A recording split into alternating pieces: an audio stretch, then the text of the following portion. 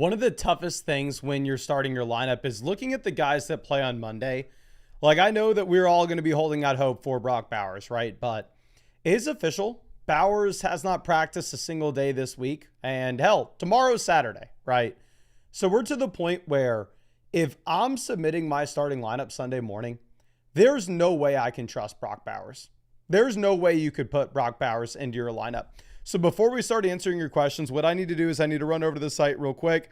I need to make sure we update our rankings because before this, we just had Brock Bowers at tied in one. But for him to just consistently miss this amount of time, as I go through and look at how I would submit my starting lineup this week, like if I realistically were to trust Bowers in your last resort, your last pivot's going to be Michael Mayer, it just seems like such a tough spot. I will go ahead and I'll include Michael Mayer in the rankings this week, though. Just because if we are going to look at Michael Mayer, obviously, if you have no Bowers, all of a sudden, he is somewhat interesting. But with Michael Mayer, we've never really seen him be a relevant fantasy option. It's just a what if. So definitely don't rely on Michael Mayer either. He's your direct backup if anything were to get confirmed that Bowers is out. One thing that we have to update with these as well is where we are going to be ranking Jacoby Myers. Because with no Bowers, all of a sudden, Jacoby Myers just flies up these rankings. Where realistically, I would probably start Jacoby Myers over Hollywood Brown. Because very similar to Hollywood, you don't really have any target competition. But with Jacoby Myers instead, you've had just the consistent production for a long, long time now. Hell, honestly, if I were to look at the projections, let me see what's on Underdog right now. Let me see where they have Myers. Maybe they don't have the projections up just because they are waiting for official word on the Brock Bowers injury. But I wouldn't be surprised if they're already projecting this as if you have no Bowers. And they are giving Jacoby Myers an incredibly high total for his yardage mark. But let's pull this up. Oh my gosh. Yeah, they have Jacoby Myers higher, lower 74.5 receiving yards. And just for reference of what you can compare that to, Egbuka right now is higher, lower 52.5. If I realistically go, I don't want to just look cool on YouTube by telling people to start Egbuka over Myers with no Brock Bowers, with the fact that you also had Egbuka with only 6 targets last week. Of course, Egbuka, absolute phenomenal player. And of course, these are not my rest of season rankings. You can always go and look at my rest of season rankings with the redraft tab, not the weekly tab on the site. But I think I'm going to be moving Jacoby Myers up to realistically wide receiver 17-ish. Jacoby is going to fly up my rankings here. Jacoby Myers is a must-start player with no Brock Bowers. Now, let's go through and let's see the other injury updates that we have, because this isn't it. The left tackle, Trent Williams, for San Francisco, realistically looks like there's a real shot that he does not play. So what I want to do with Brock Purdy officially being ruled out, and at the same time with Trent Williams looking like he has a chance to be missing this game as well, let me pull up the updated implied team totals that we have here. Because I want to see what sportsbooks are putting for the projections with the Niners offense. Because I can sit here and I can try to do my best guess of what no left tackle and what no quarterback means for San Francisco. But the sportsbook projections are obviously going to be a lot more accurate than I'll be. And they currently have the Niners projected to be about dead average in terms of total points scored. They're right in the same range as the Chiefs, Texans, Raiders, Steelers, Patriots this week. So if we were looking at this, I think the only 2 players that you could consider starting in this offense would be Ricky Pearsall. Keep in mind, you have no Kittle and Jawan Jennings potentially missing as well. And then obviously McCaffrey. We would have had McCaffrey ranked at number 1 overall this week, but with everything going on here in San Fran, I think it's going to be difficult for us to have that type of confidence. And then going through, looking at the other updates, Evan Ingram, not listed on the injury report for week 2, so we need to dramatically move Evan Ingram up my rankings, not only this week, but for rest of season as well. Realistically, I think that I would probably rather start Evan Ingram over Brock Bowers this week. I think at the minimum, we need to move Evan Ingram to tight end 14. And then let's go ahead and let's pull up the other stuff. So Christian Kirk doesn't practice again Friday. Looks like you're not going to have Christian Kirk playing in this game. And this is the other big storyline. You have the Patriots running back snap distribution, quote unquote, could change in week 2. Where week 1, you had Ramadre with 46 snaps, Trevion with 25, Antonio Gibson with 5. I think the expectations would be that Trevion Henderson continues to expand his role in this offense. Again, Henderson's not a running back that you need to start. You can wait to see it before you believe it. But I'm still very much excited to rank Trevion Henderson over like Ramadre Stevenson this week. There's still no way in hell you're playing Ramadre. But I'm going to submit these rankings to the site, and then I'm going to also update our rest of season rankings in just 1 second. But we have some questions that we need to get to first. This one from D-Treat says, Michael Mayer, Hunter Henry, or Jawan if Bowers is out. So you actually had Hunter Henry at the very top of his career marks, or at least his New England career marks, with his snap rate this past week. And you probably have the best quarterback that he's played with since he's been a New England Patriot. So I'm going to go ahead and I'm going to take Hunter Henry. Obviously, the Jawan Johnson usage was phenomenal, though. Jay Smooth says, sit start between Olave and Travis Hunter. Much love. Really appreciate you, my friend. Here we didn't have much word regarding Travis Hunter's usage this week. It does look like Travis Hunter was able to bring his baby home, but realistically, I have no idea how the hell that's going to impact him from a fantasy perspective. I do have Travis Hunter ranked over Olave, though, because that Jags game does have the highest over-under of any game this week.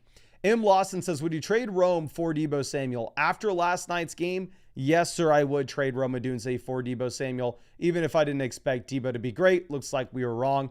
Ron Jovi says, I have Brock. Should we pick up Strange to drop Waddle or Sampson? There is no world in which you can drop Jalen Waddle. I think that if we are looking at the opportunity for a bounce back, it is real with Miami, even if they were extremely disappointing. I would go ahead and I would look to have a different tight end here. But realistically, if you wanted to wait just another day, I would, because I don't really want to drop either Sampson or Waddle. Now, Ryan coming through says, Ricky, Coleman, or Swift. And then also, who are we going to be? And who are we flexing here? So for me, I know that this maybe is not a super popular call because he didn't look good last week, right? I'm not going to sit here and try to pretend that DeAndre Swift was a great running back and we should all be super excited about DeAndre Swift. But what we did saw last week is only one running back in this backfield have a carry, and that was Mr. Swift. So I'm going to go ahead. I will probably just start him and be boring and get the guaranteed volume. Now, Idris with our next one. This is Javonte versus Rashee Rice. So let's go ahead and let's see what running backs we're starting in the short term. We have Achane, Trevion.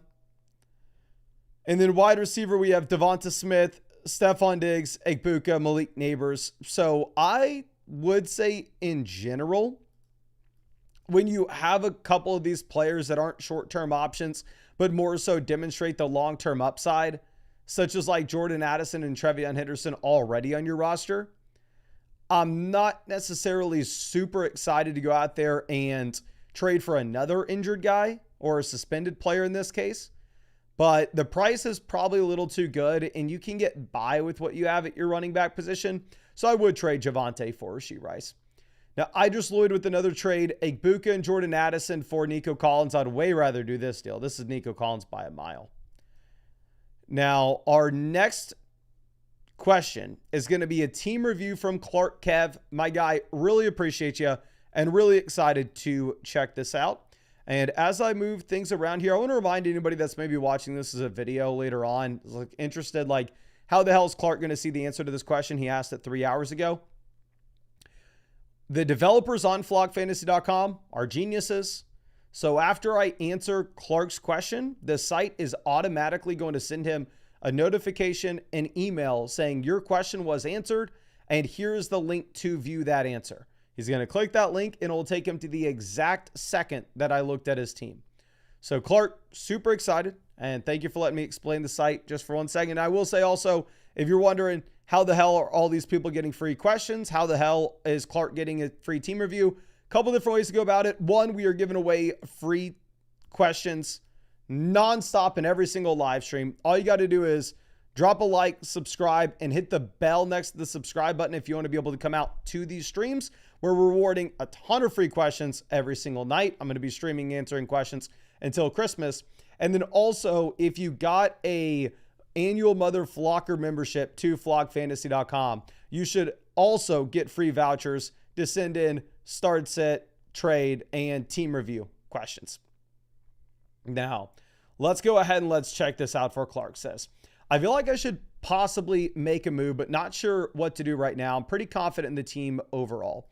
So we are currently 5th in the league analyzer, but if you do look at the league analyzer here, the top 5 teams are all about the same. And then you have that drop off afterwards, just with the value distribution.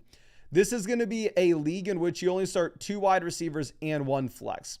So if you're only starting 2 wide receivers and 1 flex, in that case, we really don't care about the skill positional depth. I would love to just abuse the league settings by grabbing an elite quarterback, grabbing an elite tight end, because if they have one good week, they can just straight up win you it outright.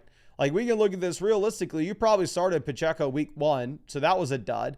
Justin Jefferson had a disappointing week as well, but I can almost guarantee that we're 1-0 because we have Josh Allen. And yep, that's the case. Again, in a league in which you only start 2 wide receivers and 1 flex, you have that elite quarterback output. You're going to be fine no matter what. Now, looking at what we have with the quarterback room, we are also rostering CJ Stroud. And in my mind, there's absolutely no reason to roster CJ Stroud here if this is a 1 quarterback format. The reason for that is, 1, we're never starting him over Josh Allen. But 2, if you get to the week 7 bye for Allen, we can just go over to the waiver wire and we can just look, there's Caleb, Goff, May. There are plenty of options for you to choose from. So I would drop CJ Stroud. I'm not telling you to go pick up Caleb Williams. Instead, I would rather just have a premium handcuff running back. I would rather have Ray Davis. I'd rather have Braylon Allen. I'd rather have one of these RBs that if the starter were to go down in front of them, then all of a sudden they are exciting must-start players. So drop CJ Stroud for that RB. Outside of that, we have Javonte, confident anchor that we can start every week at the top. Then we have a little trio of running back 2s underneath that we can play based off matchup. Then going over to receiver, we have the anchor receiver with Jefferson we can play at the top. Then we have Wilson, a solid wide receiver 2, Keon Coleman, Jalen Waddle, high upside wide receiver 3s. And then we are okay at tight end. So overall, I love the team. I think that the construction here is great, especially in a league in which you only start 2 wide receivers and 1 flex. I think that you're in a really good spot as is. I honestly don't even really want to be making a trade here with your roster. The only thing that I'd possibly look to do is cut CJ Stroud and pick up one of those premium handcuff running backs that we were discussing. And then also I would strongly consider adding Colson Loveland and dropping Kyle Pitts now that both Darnell Mooney as well as Drake London are good to go. And I completely forgot to mention that at the beginning of the stream, but let me go ahead and move Darnell Mooney up my ranks and let me move Kyle Pitts down my rankings now that we have Mooney back and ready. Okay. So let's move this over to our next question. This one's going to be a start sit from MC Zelmers. And here we effectively just need a tight end and a flex as well. So tight end between Hunter Henry and Harold Fannin. I'm going to go Henry. Right now, the Browns project to be the worst offense in the NFL this week. And then for the flex, we're looking at Hollywood, Waddle, and that's really about it. I guess you could make an argument for Dylan Sampson, but I'm going to take Hollywood Brown. Operating under the assumption that you have no Xavier Worthy this week. If Worthy plays, I'll pivot over to Waddle. Which, right now, Andy Reid's saying there's a slim chance that Xavier Worthy plays. Do I buy it? Probably not, but it will be something to keep our eyes on. Now, M. Cronsley is trading Charbonnet and Devontae Adams for Chuba Hubbard and Michael Pittman.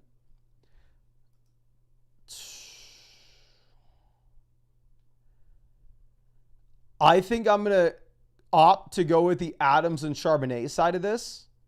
Realistically, I think that this is going to be a very fair deal, and I wouldn't fault you for going one way or another. But I think you do get some regression when it comes to Michael Pittman Jr. and this Colts offense overall, and I wouldn't be surprised if you get the expanded role as time goes on for Tyler Warren, and Josh Downs looks a little bit better. I hope I'm wrong. Definitely drafted a lot more Michael Pittman Jr. than the other guys this year on Underdog. Now, Dania coming through for the flex. We are really looking at, I guess, Stephon Diggs being the number one guy to choose from. Like, outside of Diggs, I guess you have Pittman. Full PBR format, you also have Jordan Mason. No Addison, no Ayuk. I'm not considering Judkins. I'm not considering Trey Benson. Michael Pittman Jr. was the guy to crush, but this week he is going up against the Denver Broncos, an absolute brutal matchup that I would really like to avoid if we could. Stephon Diggs barely played at all last year, though. Like, one thing I need to point out to y'all real quick is whenever you're on flockfantasy.com, now you can click on any one of these players and you can see their stats and you can see advanced stats as well. So we can pull this up and we can look at Stephon Diggs. Last week, he had 56% of the snaps for the New England Patriots.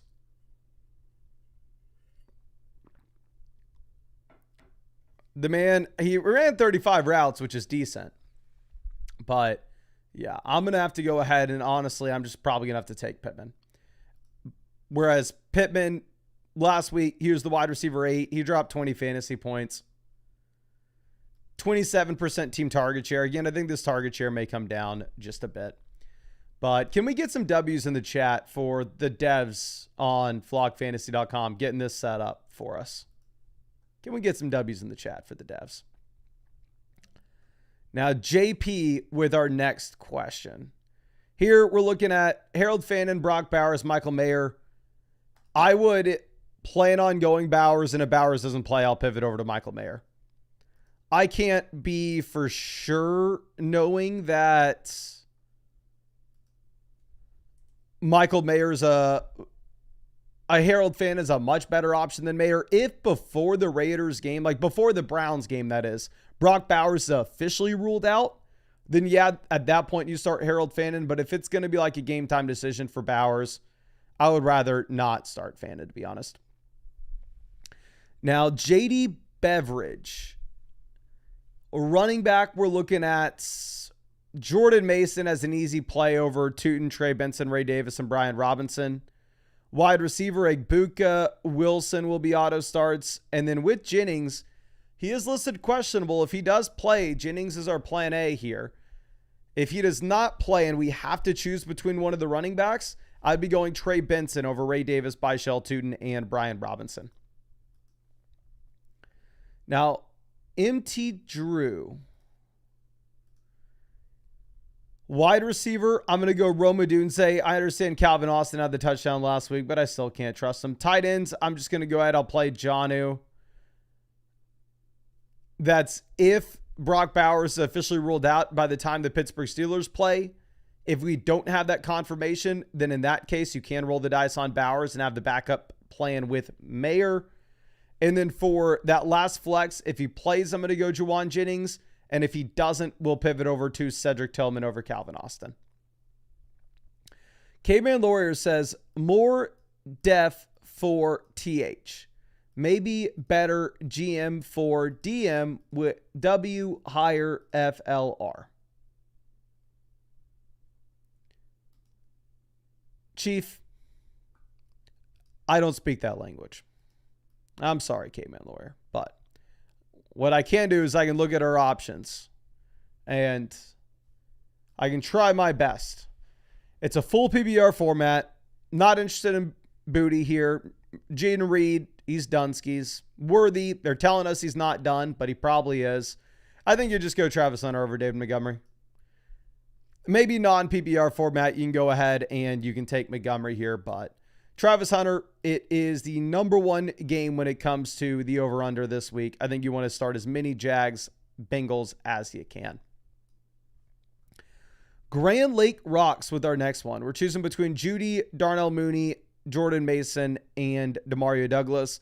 Not excited about Judy. We can say the Browns are going to have to throw the ball a decent amount because they're going to be playing catch-up here. But again, Browns project to be the worst offense in the league. Judy should be the number one target, though, so we're going to go Judy. Now, Beto99 trading James Cook, Trevion, Tyler Warren for Achane and Trey McBride. So Tyler Warren to Trey McBride, clearly give me the McBride side. I mean, I understand week 1, Tyler Warren crushes, right? He has 9 targets, 7 receptions, 76 receiving yards, is the tight end 3 on the week. Whereas we go through and we look at McBride, he also had 9 targets, but the efficiency wasn't there. So he's the tight end 12 on the week. But we can go back and we can look at what McBride did in 2024. And McBride in 2024 was an absolute crusher. So I'm going to go ahead. I'll still easily take McBride over Tyler Warren. And I'm still going to take Achane over James Cook. And I'd be willing to pay Trevion to get it done. So I'm going to go selling high on a couple of these names, buying low on these. And it's a little nerve-wracking, but I would go for it. Now, Saram, always happy to see you. Here we're looking at Mark Andrews versus Harold Fannin. So I'm going to be honest with you, my friend. I thought Mark Andrews was a phenomenal play last week. Looked at the game environment. We were like, oh, okay, it's the highest scoring game of the week. Start Flowers, start Andrews, start all these guys. Especially knowing that you had no Isaiah Likely. And what did Mark Andrews do specifically? Mark Andrews rolled out there in a game that had 80 points scored. And a game where Andrews played 76% of the snaps, he scored 1.5 points. It was horrendous. In comparison, we go ahead, we look at Harold Fannin in his first NFL game ever. They're giving this guy rush attempts. He finishes as the tight end 6. He has 9 targets. But if we are projecting this for this Baltimore Ravens Cleveland Browns game, right now, the Ravens project to be the highest scoring offense on the week. The Browns project to be the lowest scoring offense of the week. You have no Isaiah Likely, and you have David Njoku good to go. So I'm probably an idiot here. I'll admit that. I know I am. But I'm still going to take Mark Andrews over Harold Fannin and hope that we're not horribly, horribly wrong yet again. Now, 19 Nick with our next question. Harrison is going to be an easy start. And did we get an update with Dallas Goedert? Like, is Dallas Goedert looking like he's going to play or no? Let me see if I can find something on him. Nope, Dallas Goedert is officially ruled out for this game against the Chiefs. So for me there, I'm going to go Devonta Smith over Ricky Pearsall. And yeah, Goddard is officially out. Now, Rue Boy says, don't know who to flex and what to do Ibuka before Godwin. Okay, let's see. A running back Kamara is an auto start every single week here. And for the flex, I'm going to go Tony Pollard over Marvin Harrison. Pollard played almost 90% of the snaps last week. And again, we go back a week ago, look at Evan Ingram. And Evan Ingram last week, horrendous. Of course, he gets injured. Maybe not fully healthy right now, whereas Harold Fannin was an absolute crusher. I expect the offense in Denver to be much better this week than it was last week. Again, the Browns project to be the worst offense in the NFL. I don't think we can say with confidence that David Njoku is a complete and utter zero. So for you, I would definitely roster Harold Fannin because there's a good shot that we end up just having to eat a bag of L's and start saying next week that Harold Fannin's a must-start player every week going into the future. But rookie tight end that arguably is the tight end 2 on his team and the worst offense in the NFL, I prefer to see it 1 week. I mean, more than 1 week before I just call him a must-start player. Now, we're going to get to this team from Wicked Dependency, but what I want to do first here is give away some free questions. Again, we're going to be giving away free questions in the live streams every single night. To qualify for the free questions, all you got to do is drop a like on this live stream. Make sure you are subscribed to the channel, and then drop your flockfantasy.com username in the live chat right now, and I'll go ahead and see if we can find you and send you over some free questions. But as we wait for people to drop their usernames, from Wicked Dependencies has been watching for a few years. Awesome content. Thank you, my guy. Looking for any advice on the current team? Should I upgrade quarterback, tight end, maybe wide receiver? Thanks, man. Thank you. So we are the #1 team in the league analyzer here, and we have some interesting waiver wire pickups that we can immediately go snag. So there's going to be some stuff that we can do on this squad. But first, let's go through and let's fill out some of these free questions. We got Mr. Filthy Wubs, who has been with us forever. Always happy to see you, my guy. And we'll be happy to send you over some free questions. Let me do that right now. So, just found you and just sent you over a couple free questions. Thank you for sticking with me for so long. I know you've been with us forever. And I really do appreciate you and wish you the best of luck this year, my guy. And let me find some other people as well. We got Dave99. Let's go ahead and pull Dave up. Just got you, my guy, and just sent you over that free start sit. Looks like you got the season pass, though, so you should also have some free questions in your account as is. And let's go ahead and let's send some more out. We got Daryl here, not Dag. Let me see if I can send you over a free start set. Just found you, my guy, and just sent that over to your account. Now, again, thank you so much, everybody, hanging out with us in the live stream. And we'll give away a bunch more free questions as we go through this. Okay. Now, Wicked Dependency, this is a 2 wide receiver, 1 flex format. So the floor with our bench pieces doesn't matter at all. The only thing I'm chasing is ceiling. Now, if I'm going to be looking at what we have here at quarterback, the Brock Purdy injury is a killer, especially if we have Geno Smith, because all of a sudden we are in a spot in which if you have no Bowers, I think you have to lower expectations with Geno Smith in general. So when I go through and try to figure out what we are going to be doing with this team, I think a trade for our quarterback is 100% on the table. We are currently 1-0. Scored 108 points last week. Opponent scored 105. 108 points is kind of in the middle of this league, so we maybe got a little bit lucky to win last week. But with this being a 2 wide receiver, 1 flex format, like realistically, I think we can maybe try to find one of these teams that has 2 interesting QBs, because there's definitely going to be a team in your league with 2 interesting quarterbacks based off us looking at the waiver wire and the fact that there is absolutely nobody there. This team, for whatever reason, is rostering Jalen Hurts, Kyler Murray, and CJ Stroud. Is there a world in which we could go through and try to send them Michael Pittman Jr. and Geno Smith for Kyler Murray? If I were you, with this Purdy injury, with Geno missing Bowers, and with no quarterbacks being on waivers effectively, and this being a 2 wide receiver, 1 flex league where we have JSN and Higgins as jams every single week, like, I would sell Pittman for Kyler here. And this team that has Jalen Hurts, there's a good shot that they would do that as well. Again, we go back and look at what Pittman did last week. Michael Pittman comes through. He drops 20 points, finishes the wide receiver 8. Let's see if we can find some other people here. This team is Baker and Caleb. I would offer like Trey Benson and Brock Purdy for Caleb Williams. And then we can just pick up Caleb Johnson for free off waivers. This team is Bo Nix and JJ McCarthy. We need a team with a better quarterback room. This team has Josh Allen and Justin Fields. Is there a world in which we can trade for Fields? I mean, I would love to trade for Allen. Hell, I'd send them in a heartbeat.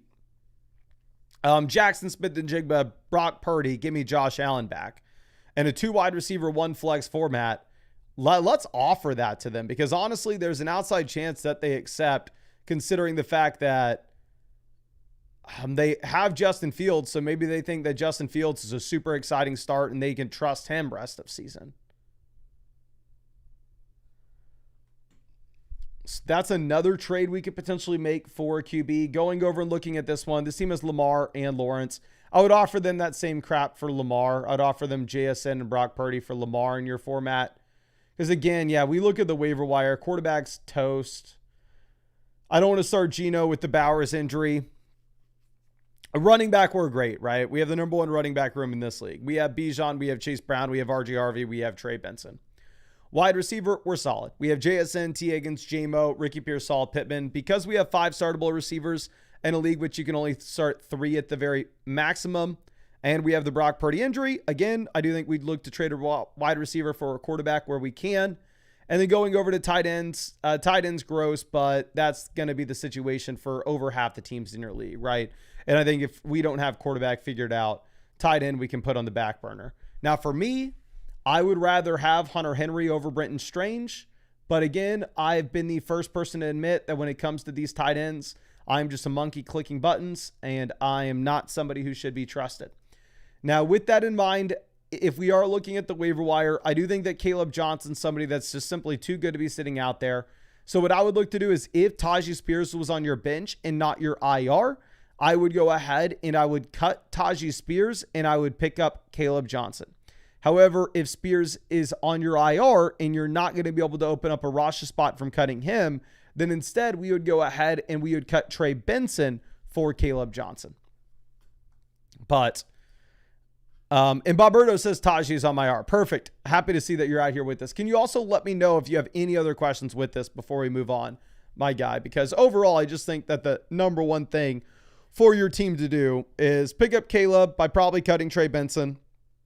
But also, maybe you can just go ahead and open up a roster spot by trading for that top end QB, right? You send JSN and Brock Purdy for Josh Allen. You send JSN and Brock Purdy for Lamar Jackson. Then you can also cut Geno Smith. You have 2 open roster spots at that point where you should be able to go through, and you reasonably should be able to go out there and pick up both the combination of Caleb Williams and Jaden Higgins, which in my opinion, both these guys are very exciting names if you're able to just get them for free off waivers.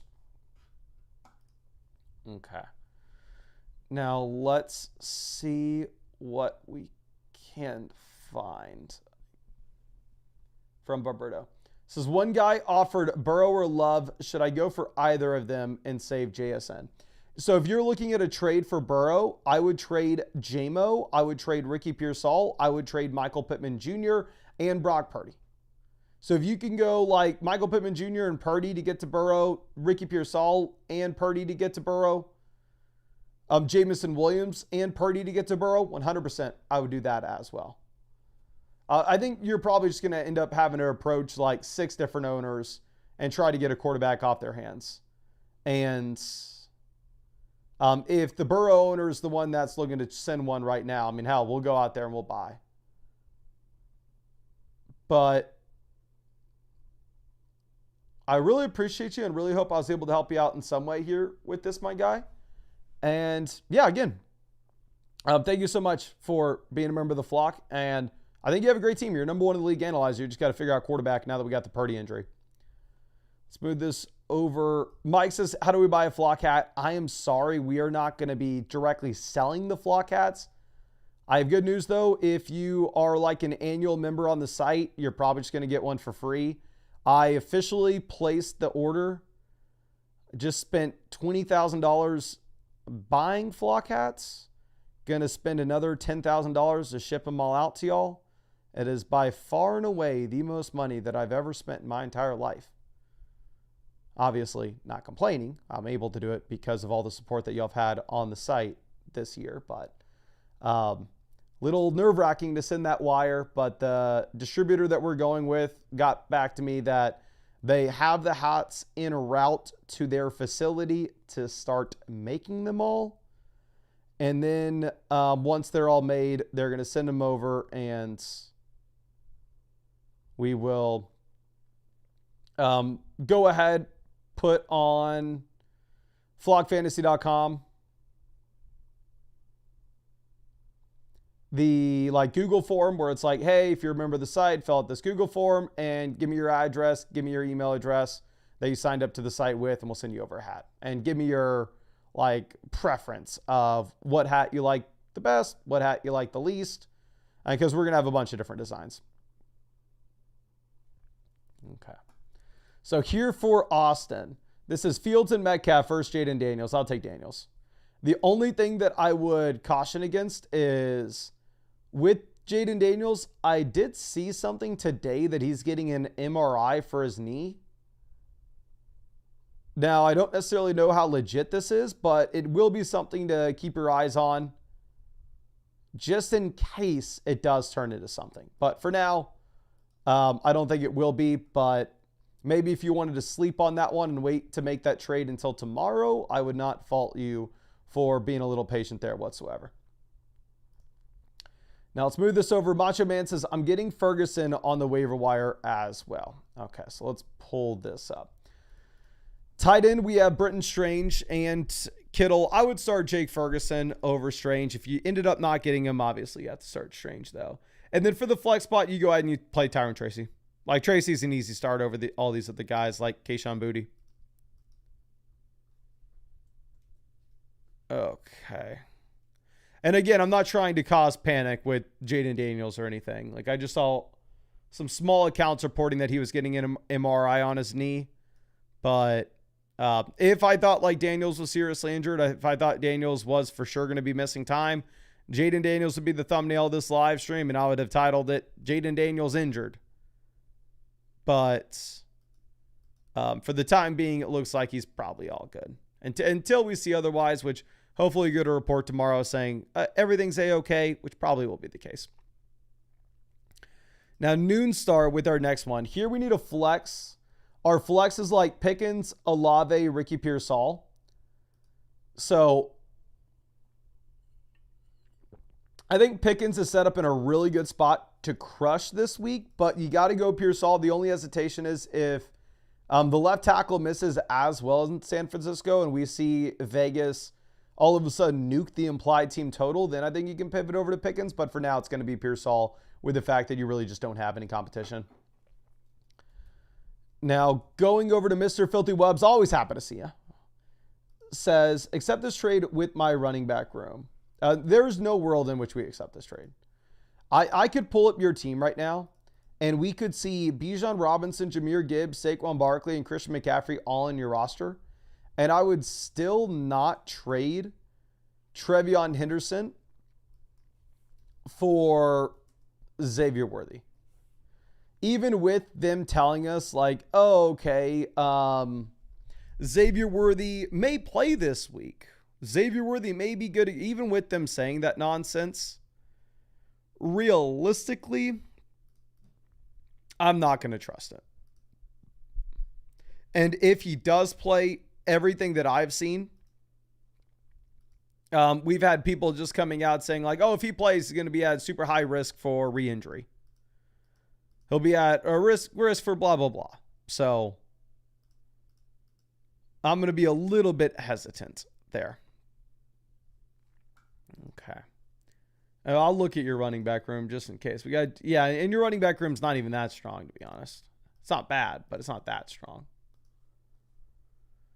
Let's move this over to our next one. 405 Seth with our next question. It says, Superflex 6-point passing touchdown format. Chase Brown to Genty, slight upgrade. JSN to Terry, massive downgrade. Goff to Burrow, pretty big upgrade. If this was a one quarterback league, I would say hell to the no. If this was a one quarterback format, we would rather have Chase Brown, JSN, and it wouldn't be close. However, with this being a super flex format, the value gap there at quarterback does make a pretty big difference for us. So we will go ahead and we'll take the Joe Burrow side. Okay. Now, Bitter Hornet says, need running back help. Have a deep bench. Okay. So we're trading Aaron Jones and Ricky Pearsall for Travis Etienne and Michael Pittman Jr. Yeah, this is easy. With no Tank Bigsby, with Travis Etienne looking so effective week one,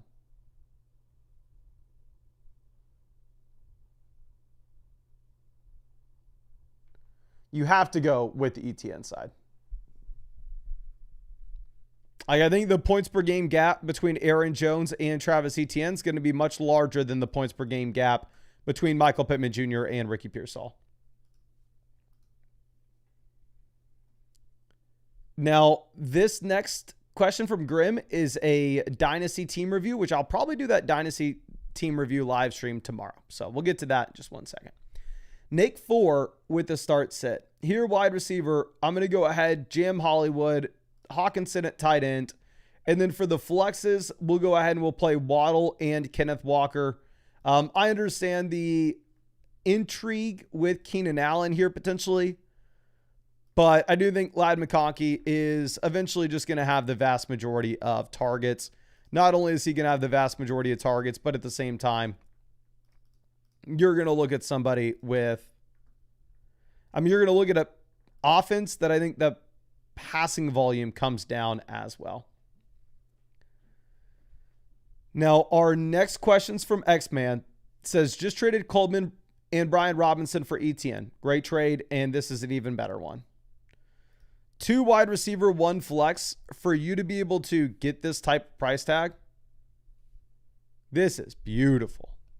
Yeah, for sure go out there and trade Chuba Hubbard and Tucker Kraft for Bucky Irving. I understand that Tucker Kraft looks like he's going to crush, especially with the Jaden Reed injury. I have him ranked tight end 6 rest of season. Let me see. Honestly, after the Jaden Reed official report that Jaden Reed's going to be out for what effectively is, I don't want to say the whole fantasy season, but a large chunk of it, I'll move Tucker Kraft up to tight end 5 in the same tier as Kittle. Like, Kraft's going to crush, but yeah, Bucky Irving's a different tier. You want Bucky for sure. Now, Real W Cheese with our next question here. Says league is 0.25 per reception and 0.13 per rush attempt. So this is, in my opinion, this very much should be treated as if it's a non-PPR league. The vast majority of the time, the optimal flex, if you look at the scoring in a league like this, is going to be running back. So let's go ahead, pull this up. Flex, we have Travis Hunter versus Jordan Mason. Like, if this was a full PBR format, I'm going Travis Hunter here, and I'm not really needing to think much about it. But I think you actually probably end up going with Jordan Mason if it's close to a non-PPR format and you get the point per carry aspect. So yeah, let's go with Jordan Mason here. Okay. Grand Lake Rocks, always happy to see it. Says, need a quarterback to stream for week 2 till a trade passes voting and I get Jaden. 6-point passing touchdown format.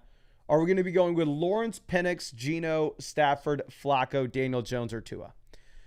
I have zero interest in Daniel Jones going up against the Denver Broncos. Really tough matchup. I have zero interest in Geno Smith if you have no Brock Bowers. I have zero interest in Joe Flacco, where right now sportsbooks are projecting the Browns to be the lowest scoring offense in the NFL.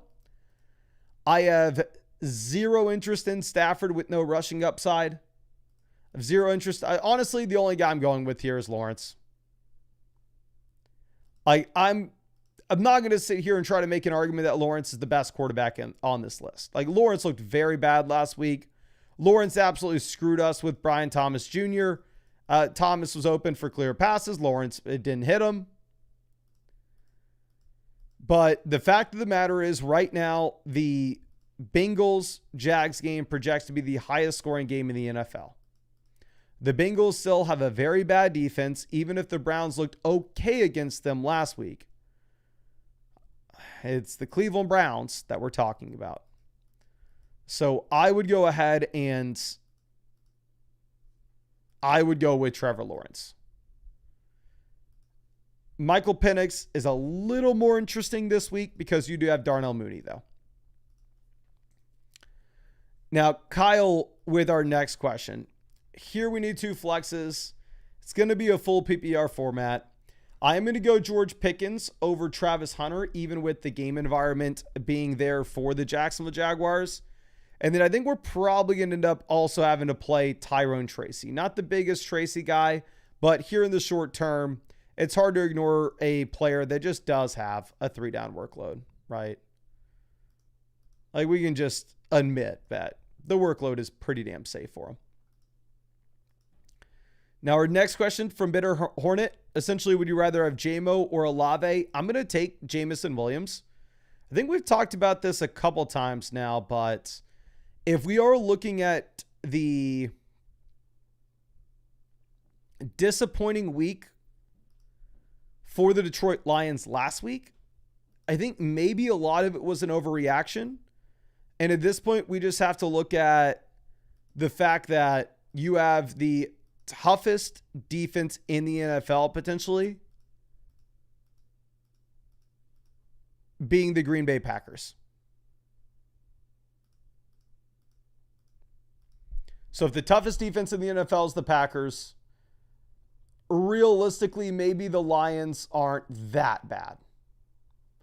Not going to say that they're phenomenal, but maybe they're not that bad.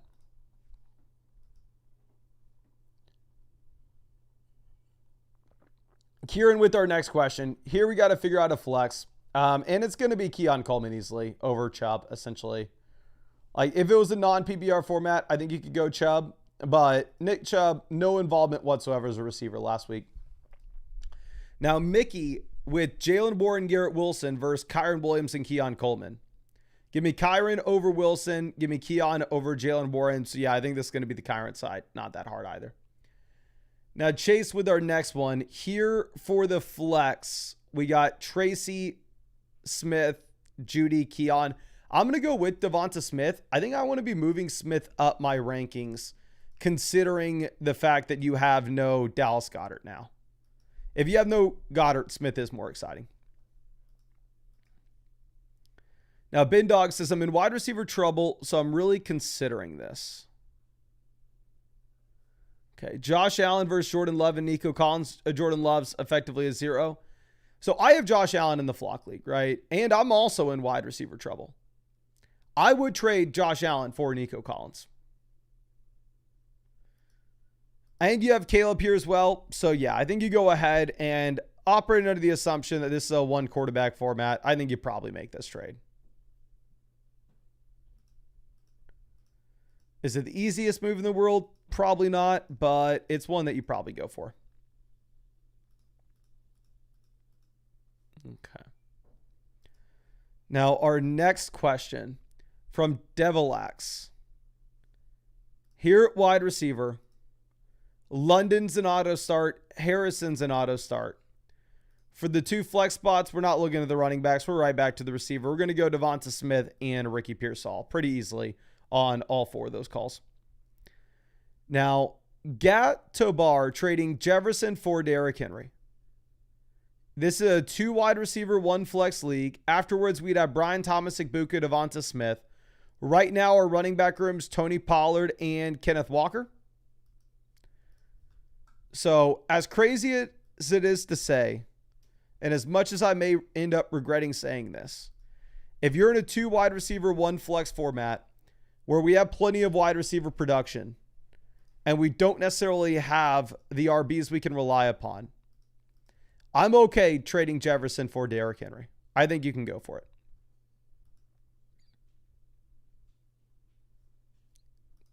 Okay, so now our next question here is going to be from Tony, trading Jonathan Taylor, DK Metcalf for Trevion and Nico Collins. Nico versus Taylor, give me Taylor. Trevion versus DK, give me Trevion. I think this is a very fair deal.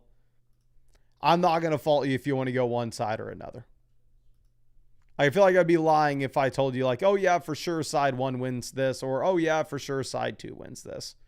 I think it's just going to be your personal preference, and I don't know if I'd be able to tell you who's the winner, who's the loser so far. Let's move this over to our next question. This is coming out from Ravens Flock. Always happy to see you. Trading Kenneth Walker for Colton Sutton. Based off what we had last week, yeah, I think at this point you would relatively easily go ahead and take Sutton here. I don't think it's that tough either. Now, Crypto Cowboy says, deciding between Fannin, Ferguson, or Kincaid. Wide receiver, we're going to go A.J. Brown. And then Ferg, Kincaid, or Fannin, I'm probably going to go ahead and take Kincaid. I don't expect the passing volume to be as good in Buffalo this week as it was last week. Obviously, you had a really good setup going up against the Baltimore Ravens, one of the very few teams going to be able to have a lead over Buffalo. We're not necessarily expecting the New York Jets to do that. But I still think that you could go ahead. I still think that you can start Kincaid. I'm not going to go Harold Fannin. Harold Fannin would be my least favorite option out of that list. But let me go ahead, refresh. We're going to keep going with the questions. And let me give away some more free questions in the chat for everybody hanging out with us. If you have not done so already, if you want to qualify for some free questions, all you got to do is go down to the chats, hit the like button, be subscribed to the channel, and then drop your flockfantasy.com username in the chat. So, like, subscribe, and let me know your username. And then we'll go ahead and pick some of y'all for some free questions here. And also, if you haven't subscribed already, I don't know what you're waiting for. I mean, we're going to be live streaming every single night until Christmas, answering as many fantasy football questions as we possibly can. And with that, we're giving away a ton of free questions in the live stream every night as well. Like, you should be able to see as we go through most of these questions. Most of these are free questions that we do. Let me pull that up real quick to see if I can search y'all.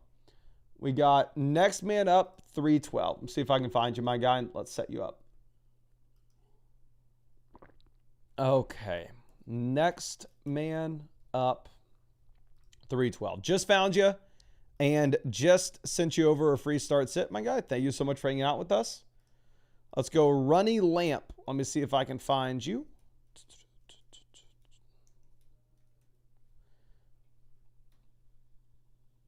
Perfect. Just found you. Appreciate you sticking with us and just sent that free start sit question over to you. We got Dania. Send you a free question too.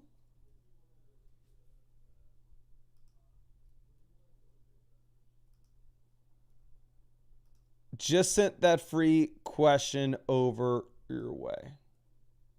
But thank you, everybody, hanging out with us. And once we get through this little page of questions, we'll go back and we'll give some free ones again.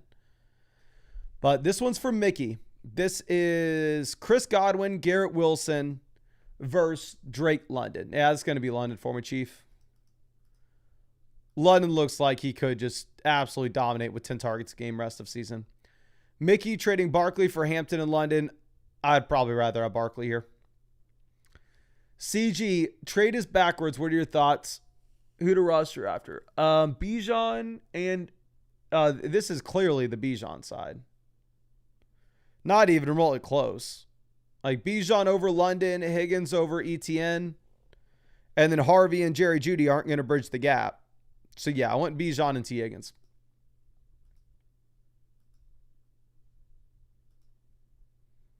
Now, Nate TV says, very sharp league mates. Worthy got hurt. Thoughts on selling Henry and Igbuka to upgrade at receiver? Igbuka to JSN, clear upgrade. Calvin Austin's a 0. I guess here in a 14-team format, he's something.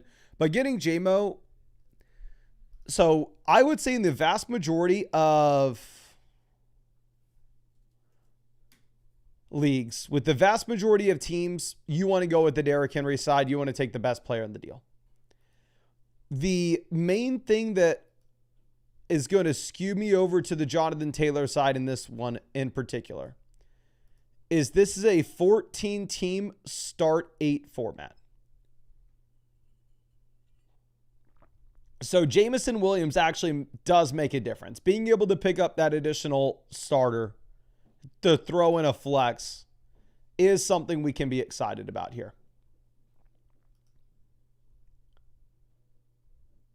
So let's go with the Taylor side, pick up the extra starter while upgrading at wide receiver, and hope that it's not a massive down tier from Derrick Henry to Jonathan Taylor. And we got to log out, log back in to keep the show rolling. So I know I already did this, and I know I just begged for it. But because I got a stall here anyway, I'll beg a little bit more. I'll stall any way that I can. I know you need to hear my beautiful voice every second of the day. So please, if you haven't already, God dang, I do not know how to wear a hat, do I? Hit the like button. Subscribe to the channel if you play fantasy football. We're going to be answering a bajillion questions. But let's move this over to our next one. This one's from Chevy Gang. This is Travis Hunter versus Darnell Mooney. You go Travis Hunter again. I'm going to be a broken record, but the Bengals-Jags game projects to be the highest scoring game of the week. Payday Fool, I'm going to be saving the Dynasty teams for a Dynasty live stream we'll be doing tomorrow. Now, the one and only running back, we are going to go Pollard as a 3-down starter until Spears comes back.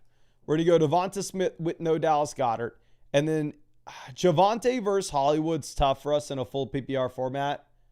They are telling, I have Javonte ranked 45, Tracy ranked 46, Hollywood ranked 47 in our flex ranks. So technically I have Javonte one spot higher. But the fact of the matter is, I would not fault you whatsoever if you wanted to go any direction there. You could go any way that you wanted. Okay. But let's move this over to our next one. Z Leon says, drop Brian Robinson Jr. or Benson for Hunter Henry with no Bowers. I would go Brian Robinson Jr. They're both kind of in the same boat, right? They're both pretty much just premium handcuff running backs at this point. So there's not a massive difference between them. But I think at this point, maybe I'm wrong in saying this. I wouldn't be that surprised if we were to get a Breece Hall trade. If Washington goes, oh crap, we are a contender, we need a running back, there are none on our team, and they were to go and trade for Breece Hall, it wouldn't be the most surprising thing in the world. Now, Hillberry says Williams or Harvey. So we're going to go Derrick Henry and Javonte at running back. Wide receiver, we go Puka and Metcalf. For tight end, Hawk. And then for the flex, I'm going to go Tracy. I'm not playing Harvey here for sure. Okay, now, Andrew says my 3 wide receiver and flex. My 3rd wide receiver and flex is shaky. My suspended players are killing me. Help me get to 2-0, please, Mason. Well, if we have a bunch of suspended guys, like if we're sitting here with both Rashee Rice and Jordan Addison, we are just trying to stay alive, right? Our goal should be like, hey, are we able to get to the 4th week of the season and be 2-2? If we can do that, then you're in a great spot. Because then obviously we'll get these other suspended guys coming in the long term. But until then, you're playing Waddle at wide receiver 3. Loveland at tight end, which is gross. And then I'll go Kayshon Boutte over Trey Benson here. This is a half PPR format. We look at what Boutte did last week. He ran 40 routes. He's the wide receiver 17. Am I his number one fan? Probably not, but we're going to go in that direction regardless. Now, our next question coming out from Crippled Kid. This is an auto start of Travis Etienne. Wide receiver, Devonta Smith. Actually, no, we'll go with Buka. Tight end, you're going to probably have to pick up somebody to play over Bowers. I would drop Cedric Tillman. And then for the flex, we'll go with Devonta Smith here, PPR format with no Dallas Goedert. Now, Sean Dog. Z Leon, I meant keep Braylon Allen, drop Brian Robinson Jr. because I think that Braylon Allen could eventually be a starter here if we were to get a trade for Breece Hall. Now, Sean Dog with our next one. Wide receiver, we're going to go ahead and take Courtland Sutton. I'd still keep Hampton here in the flex. And then tight end, obviously, I don't know who we're going to be streaming, but if Juwan Johnson or Hunter Henry are out there, those would be my more intriguing names. Now, Vay says, is this worth it? Current running back 2 is Montgomery. Dylan Sampson's a running back in a committee with the worst offense in the NFL. So for me, Dylan Sampson is almost nothing. Mark Andrews isn't producing with no Isaiah Likely. When Likely gets back, what the hell is Andrews? So this is like Pittman for Kamara. And yeah, we for sure want to go ahead and we for sure want to take Kamara here. Now, Starvin Marvin with our next one. Wide receiver, I'm still going to go Mike Evans over Jacoby Myers with no Bowers. But obviously, I mean, it is absolutely brutal having to bench Jacoby this week. Now, Bankskis says, my running back room scares me a little bit with Walker's performance in week 1. I'm not sure what to do there. Also, I just got into the stream and missed if you said anything about Bowers. Do I drop Tuden or down? So let's pick this up. We're the number 1 team in the league analyzer, not close. But yeah, I don't think you can trust Brock Bowers this week. He's missed practice every single day. So I would go ahead and I would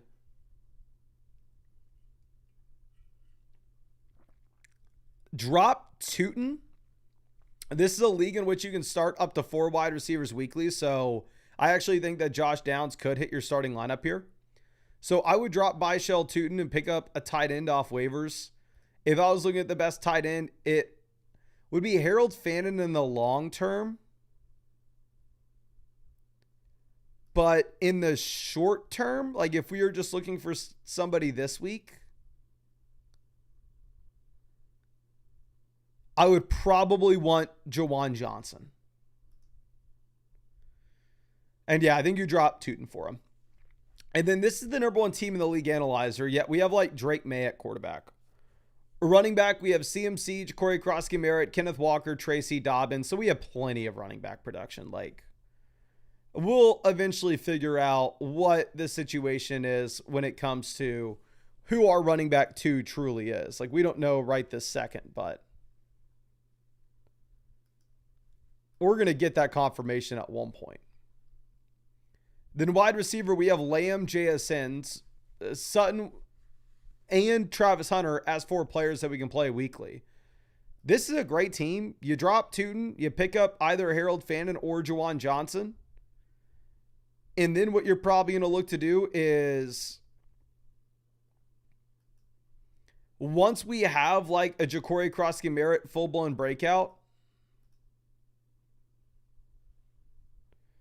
if you wanted to like trade a running back 2 and Drake May to go get a better quarterback, I think that would be interesting. I think you can eventually afford it.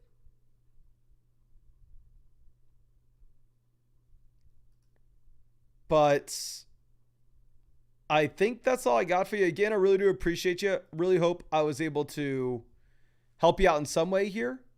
And yeah, again, thank you so much for everything, my friend. Now, let's move this over to Victor's question. This is a trade Dylan Sampson and Nick Buka for Nico Collins. This is the exact type of thing I was thinking when I was like, you know what? Probably a good idea to see if we can sell Dylan Sampson and Nick Buka right now. If you can make this trade, you are making out like a bandit. Like, yes, go and get Nico Collins. This is not even remotely close for me. Now, Profit says, who do I trade to get a better wide receiver room? I cannot see your team, my friend, so I'll send you over a free trade question.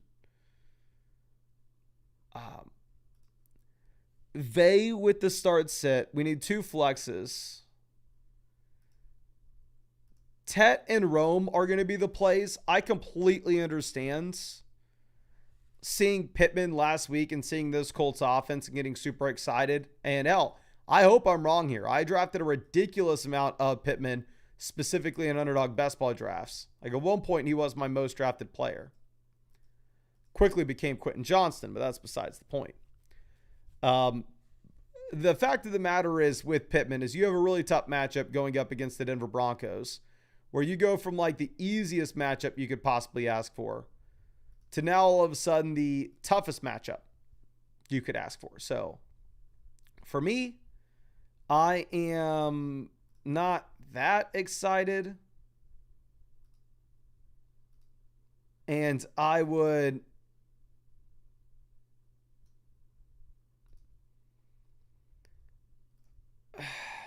I would bench Pittman. I hope I'm wrong here. I hope Pittman absolutely crushes.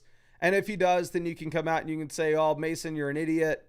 I knew this was going to happen. You got me messed up.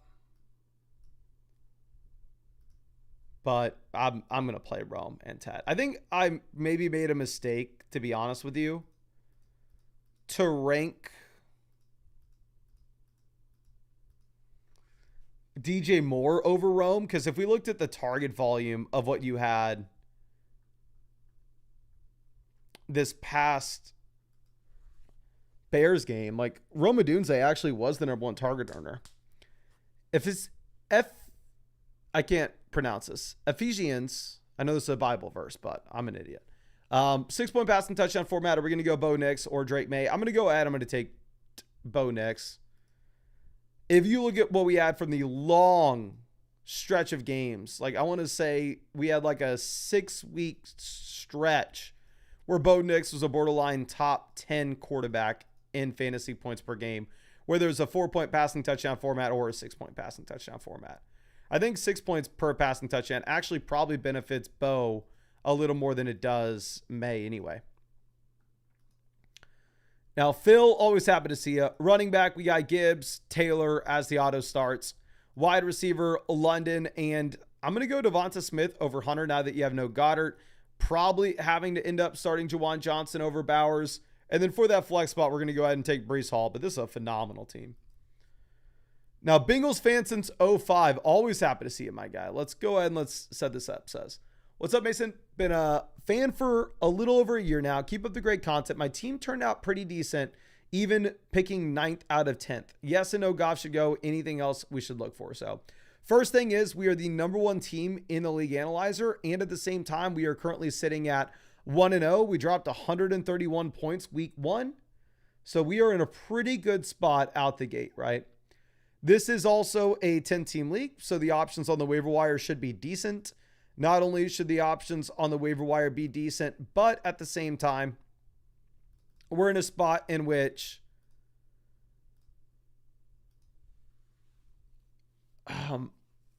you can start up to 4 wide receivers here weekly.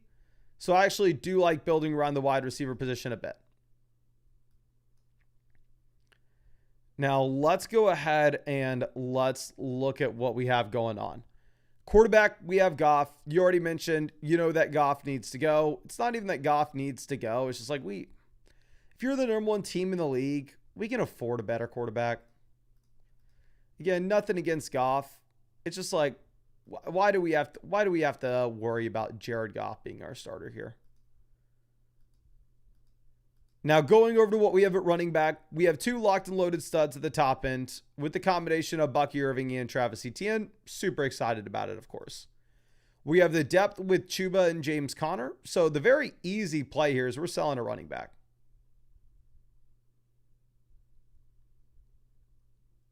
Like, I think that this is an easy call to make.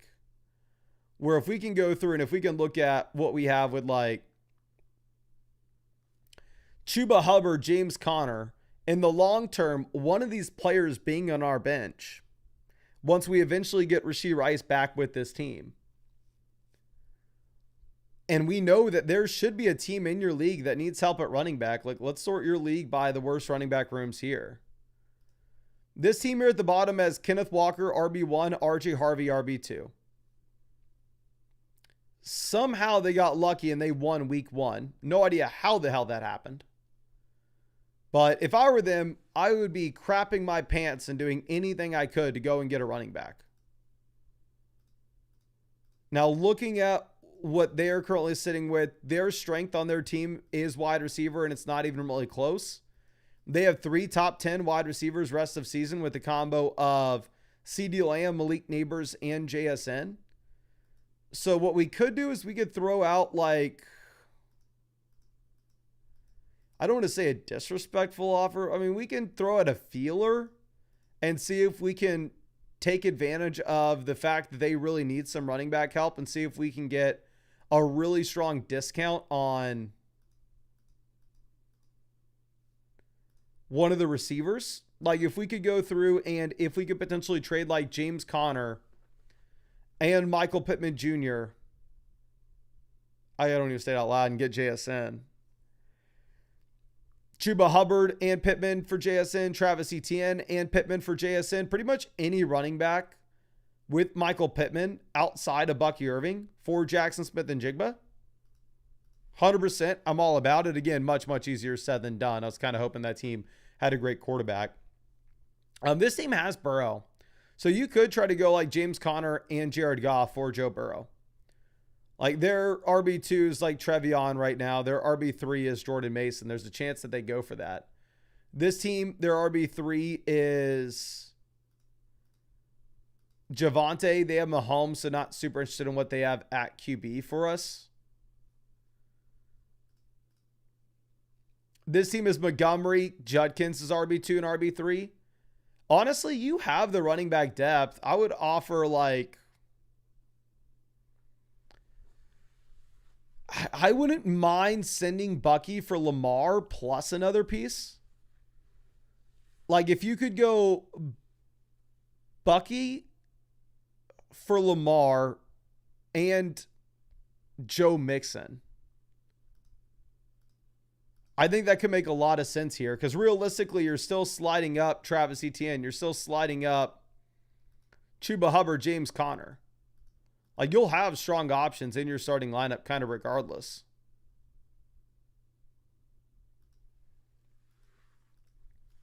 Then let me see if there's anything else that we could do.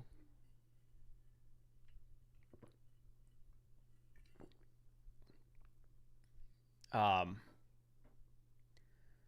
think that's about it. I mean, wide receiver I really like. We're just kind of waiting for Rashee Rice. There are definitely some waiver wire pivots that this team can make. Like I would cut Cooper Kupp right this second for Darnell Mooney. And I would cut Dallas Goedert for Caleb Johnson. I think that those are very easy pivots where you can actually see a lot of value accruement near the bottom end of your team and actually get some valuable assets that you could possibly trade later on. So yeah, cut Kupp, cut Goddard, pick up Caleb, pick up Mooney. If this was a 2 wide receiver, 1 flex, I'd be less inclined to tell you to pick up Darnell Mooney. But the thing is, this is a league in which you can get 4 wide receivers into your starting lineup weekly. So I actually think that it does make a lot of sense for you to go out and just pick up a depth piece like Darnell Mooney. I think he can hit your lineup here. But yeah, I really appreciate you and really hope I was able to help you out in some way with this, my guy. And yeah, again, thank you so much for sticking with us. And let me make sure we send you over some free questions too, just in case there's anything you want to follow up with this as well. So let's move this over to our next question. This one's going to be from Adam. Here, running back, you jam Trevion over Warren. They're already preparing us, saying, yeah, Trevion's going to have a larger role this week. Am I to tell everybody to start Trevion? No, but I mean, Kenneth Gainwell had more snaps than Jalen Warren. So, like, how the hell are we going to get excited about starting Jalen Warren at this point? So, yeah, pretty easy. Just play Trevion Henderson. Now, let's move this over to JP. Says, running backs are CMC Brown and Bill, wide receiver Ridley, Smith, and Golden. It frankly doesn't matter what your team is. The gap between Kamara and Brian Thomas is too large for you not to take Brian Thomas.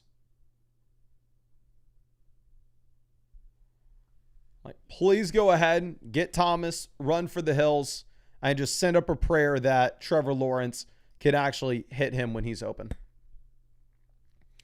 Now, Colton with our next question. This is a dynasty trade where we are pivoting from Ladd to Hampton. Dynasty, give me Hampton. JMO to Pickens and McLaurin. Probably give me the receivers. And Kamara to a second. which is about fair value. Value-wise, I'm probably going to go with the Amari and Hampton side, but I am a massive, massive Amari and Hampton stan.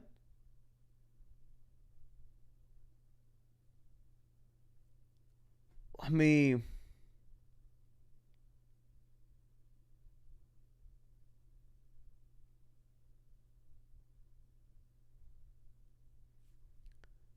just think real quick. What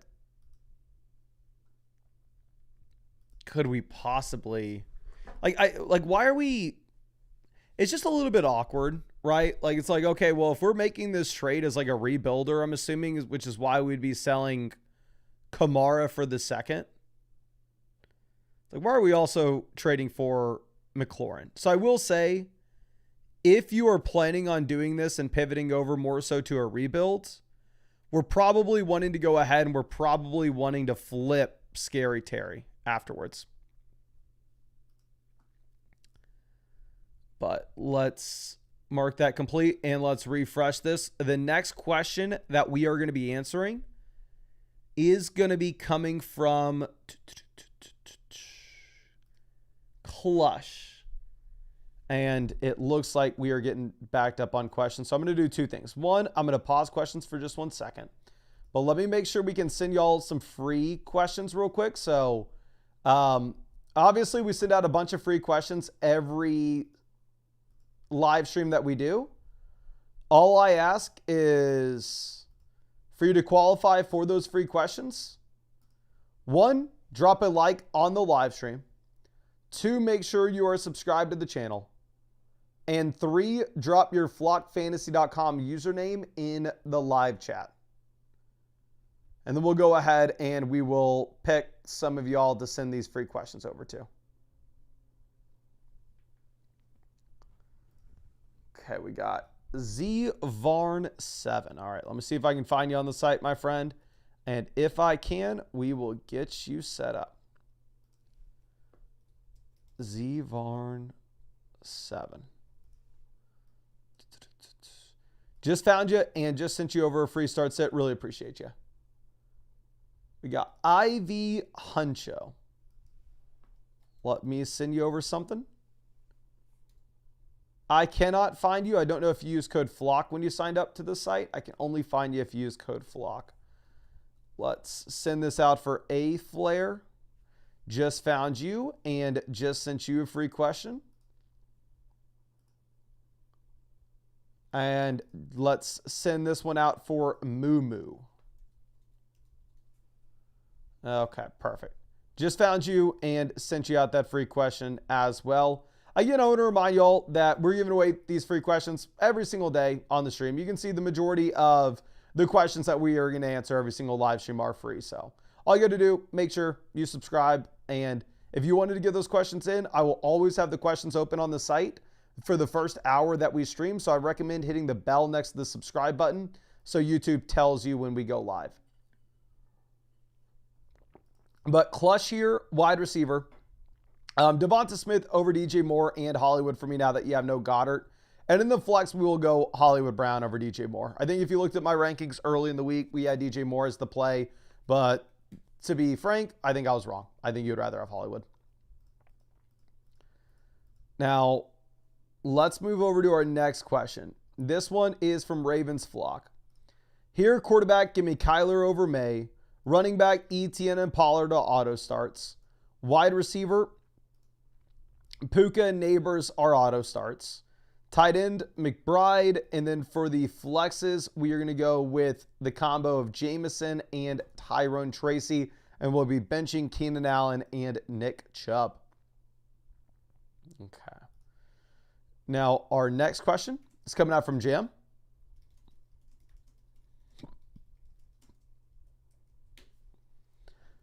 Jam, here for the flex, you got to play Tony Pollard. I'm playing Pollard over JMO. I'm playing Pollard over Walker. The fact of the matter is, like, let's pull this up. Kenneth Walker last week played 88% of the snaps. He was somebody that we wanted to bench because it was a really, really bad matchup. But this matchup is going to be significantly better for Pollard this week.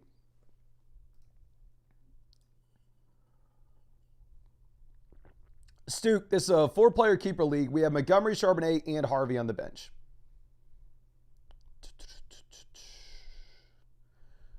4-player keeper league. I understand the appeal of going and trying to get Trevion Henderson. I would say that if this is a 10-team league where you only keep 4 players, actually, I don't know how many teams are in this league. But if it's only a 4-player keeper league, I would play it a little bit more as if it's a redraft format. So for me, like, I think the answer is Travis Etienne and Tony Pollard.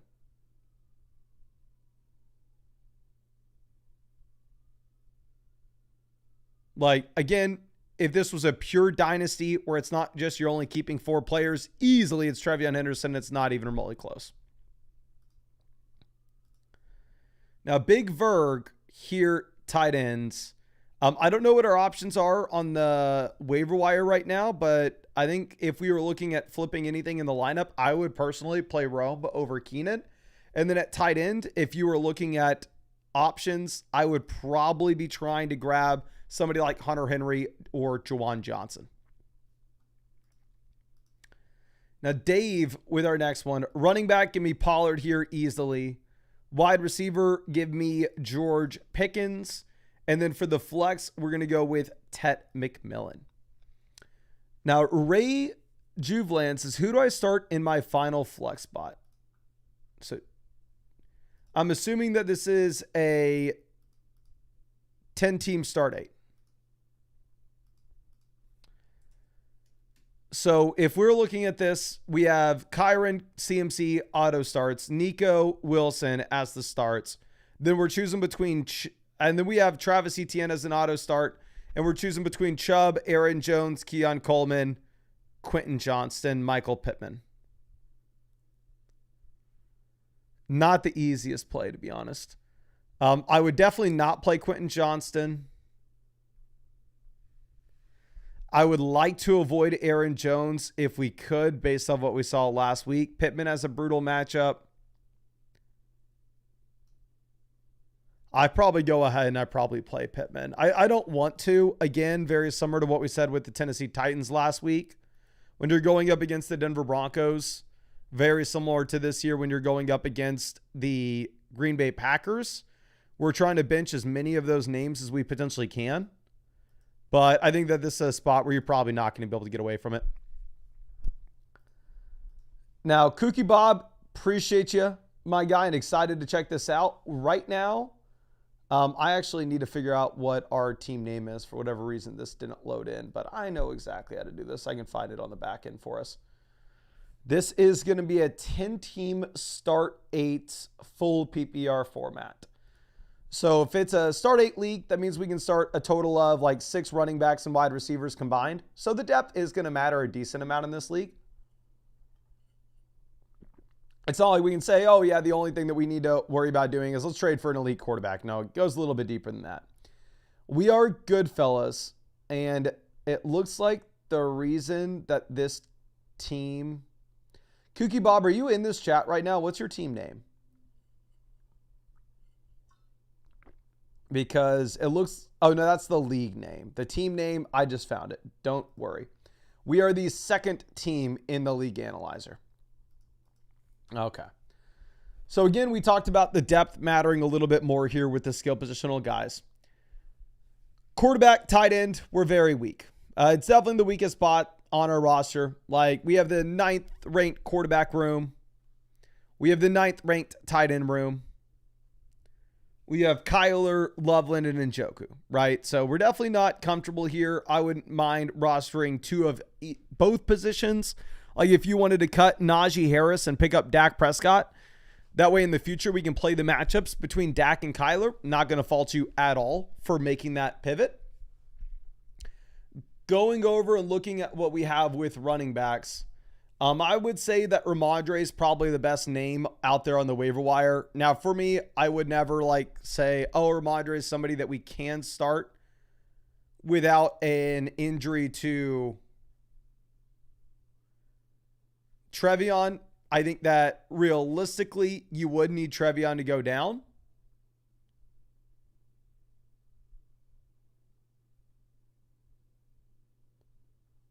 But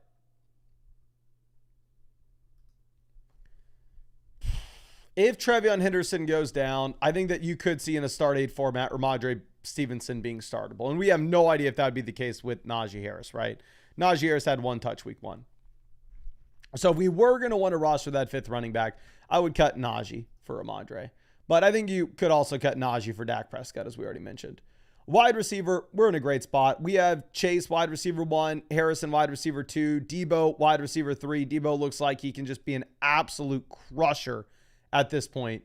DK Metcalf, wide receiver 4, Waddle, wide receiver 5, Michael Pittman Jr., wide receiver 6. So it's a league that we're probably getting Pollard into our flex spot until Tajay Spears comes back. Again, if we look at Pollard, 88% of the snaps week 1. So you are just going to have to start him even if we're not that excited about it. So I would like to see if we had a way to trade for an elite QB. Like this team has Lamar. It looks like running back, they have Barkley and Bucky, so they're fine. Wide receiver, they have Evans, Tyreek, Devonta Smith.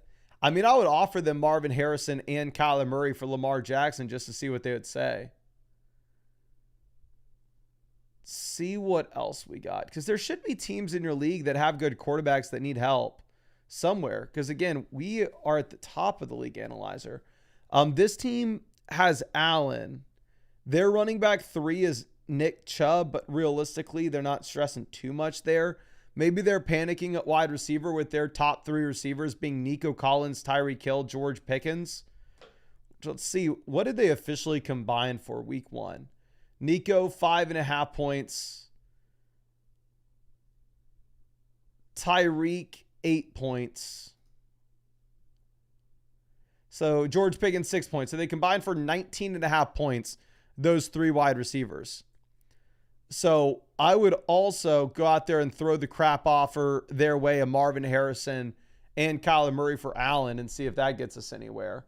Fact of the matter is it probably wouldn't. But also that team could use a running back, especially for their flex. And if you would feel comfortable with Taylor, Pollard, and Javonte, I think you could also explore the possibility of sending Jacobs and Kyler to try to go ahead and get Josh Allen that way. And then again, tight end is extremely weak. We can go through it. And the issue with tight end is like nobody is solid at tight end. Even the Bowers team is dealing with the injury. So I think you have enough depth where we are sitting here and we have like DK Metcalf and Jalen Waddle on our bench and Javonte Williams on our bench, where I would love to make a 2-for-1 deal and upgrade somewhere in the lineup. Again, it's going to be much easier said than done. But even if it's as simple as, hell, we don't really need Tony Pollard here in the short term when he's absolutely crushing. So let's go find a team that does need his production.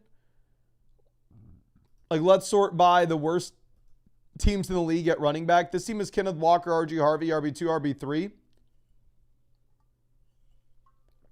So Pollard would start for them immediately. Is there a world in which we can send Tony Pollard and Marvin Harrison for Amon-Ra St. Brown after St. Brown looked horrendous week 1? Going over and looking at this team is Brian Robinson, Garindo as their RB3, RB4. If they needed some depth, can we send them? Like, the issue is they don't really have anybody in that tier that we could even look at. Unless we wanted to try up tier to like Achane. Can we send them like Pollard and Marv or Pollard and Debo for Achane?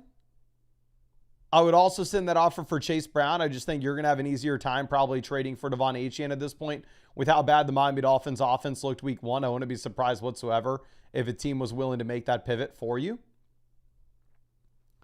But I think that's all I got for you with this team. I think you're in a fine spot. I would like to tell you to trade for a tight end too, but the fact of the matter is it's not like you're going to find a single league mate that's like, oh, I'm chilling at tight end. Yeah, we can afford to give one up. I think you could cut David Njoku for Hunter Henry, especially if we see Harold Fannin continue to have great usage this week and Hunter Henry continue to play a ridiculous amount of snaps. But let me go ahead and send you over some free questions. So if there's anything that you want to follow up here, I'd be super happy to help you out and would send over whatever you want, my guy. Now, let's move this over to Z Varn, trading Jordan Mason and Igbuka for Ladd McConkey. I'd rather have Ladd. Hey, this is if the league settings are correct here, this is a 10-team league. Running back, we have CMC Pollard. So I think you can afford to go out there and you can afford to get that up tier. Because 10-team format, you can pick up Caleb Johnson for free off waivers. Yeah, trade Jordan Mason and Igbuka for Ladd McConkey and go pick up Jordan Mason. I'm sorry, and go pick up Caleb Johnson. Now, EJ Rigged needs help for a flex. I'm going to go ahead. I'm going to play George Pickens here. Really didn't want to play Pickens last week because you had the brutal matchup where you had to go up against the Philadelphia Eagles. But this week, much better spot. And if you go back last week, again, sportsbooks were putting the Dallas Cowboys as a bottom 5 offense in the NFL. However, this week, they're putting them inside the top 5. Now, Poe21 coming through with the team review. Says, I need help. Who should I trade and what should I do this week with the team? I don't know if I should bench Walker and roll with Hunter, or is Charbonnet the move for Seattle? Let me go ahead and send you over some free questions. This is CD's Arby's. We are the number 1 team in the league analyzer here. It's a league in which we can start up to 4 wide receivers weekly, so the depth's going to matter a little bit. And if we were looking at what we would do with Kenneth Walker and Zach Charbonnet, if they project out to be in a 50-50 backfield split at the moment, my preference would be to just go through and bench both of them until we get a little more clarity on the backfield. If we were looking at what we could potentially do with the starting lineup this week, I think like wide receiver, you go Lamb, Hunter, running back, James Cook, Pollard. And then for the flexes, you'll probably end up getting stuck having to start one of the Seattle running backs, even if we're not that excited about it. I think you'll probably end up starting Travis Hunter and Kenneth Walker. I'm sorry, Trevion Henderson and Kenneth Walker in the flexes. Quarterback's a big concern with our team, right? I mean, we have Brock Purdy injured, so right now we're rolling with Michael Penix. And if we go over and we look at what we have with the waiver wire, not in a great spot. Because the waiver wire, you have Geno Smith, you have Stafford, you have Young, you have Tua. So the fact of the matter is, if like Michael Penix doesn't work out, it's not like we're going to be that excited about our alternatives with waivers.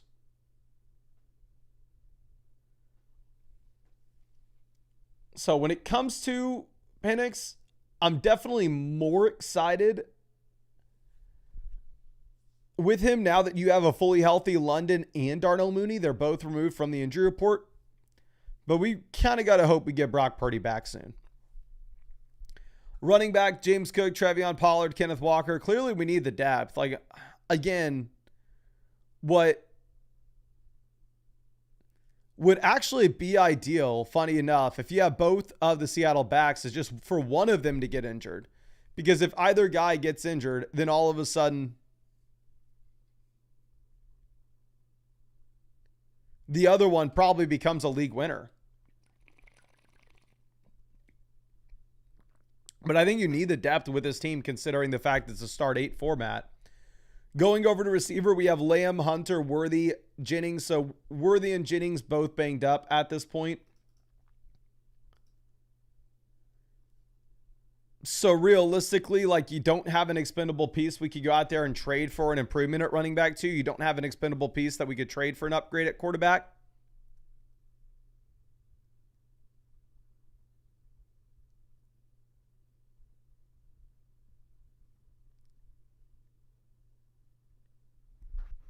And then going over to tight end, we have Trey McBride.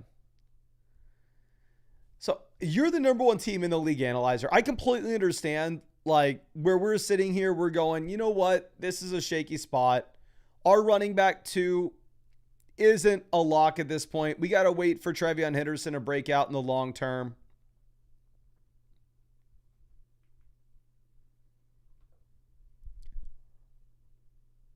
The Seattle backs look like they're just eating into each other where none of them are viable.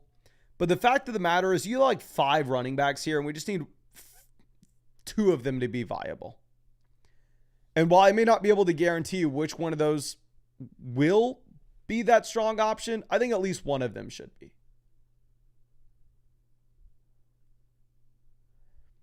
And then again, in terms of what we are doing with the starting lineup in the short term, I'm going to be starting Kenneth Walker over Charbonnet, hoping that just the foot injury is what limited his snaps week 1 and hoping that he does get better as time goes on.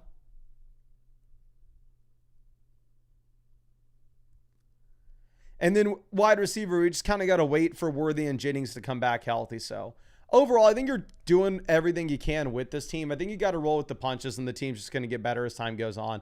Let me send you over another free trade question, just in case there's anything that comes across your plate. I would be happy to try to help you out in any way that I can, but for the time being, I think you're just kind of going to be sitting on your hands, to be honest. Now, let's move this over with our next team. This is going to be Dynasty Doofus. My guy, I'm going to save your team with all these other ones for a Dynasty live stream tomorrow. Kobe says, Tyron Tracy, Shakir, or Tillman for the flex. I'm not a big Tracy guy, but I think you do have to go Tracy in the short term here until Scadaboo expands his role. Okay. June Space says, hey, Mason, my team review was skipped, and it's not a Dynasty team username June 10. All right, let me check this out, my guy. Oh, okay. Well, thank you for letting me know. I have no idea why the hell I skipped that. That's completely my fault. Did we skip this one unintentionally as well? Yeah, we skipped that one unintentionally as well. But yeah, let's go ahead and let's get both these team reviews going. I'm really sorry about that, my guy. Thanks for letting me know that you're in the chat. So if there's anything that you need help with, please don't hesitate to send it over right now. Any questions that you have about this team, I'd be happy to help you out. And let me send you over some of these free questions as well. It says, hey, Mason, just wanted to say thank you for all the info every day. It helps so much. You reviewed my team last year, and it got me back in my league. It's a half PPR league. In my draft, the board fell where it was all rookie running backs. Anything that you'd suggest, or do we hold as is? Thanks. Thank you. So we are the 3rd team in the league analyzer. We are Brees's Pieces. So this is a league in which we can build around the skill positional depth because it's a start 8 format.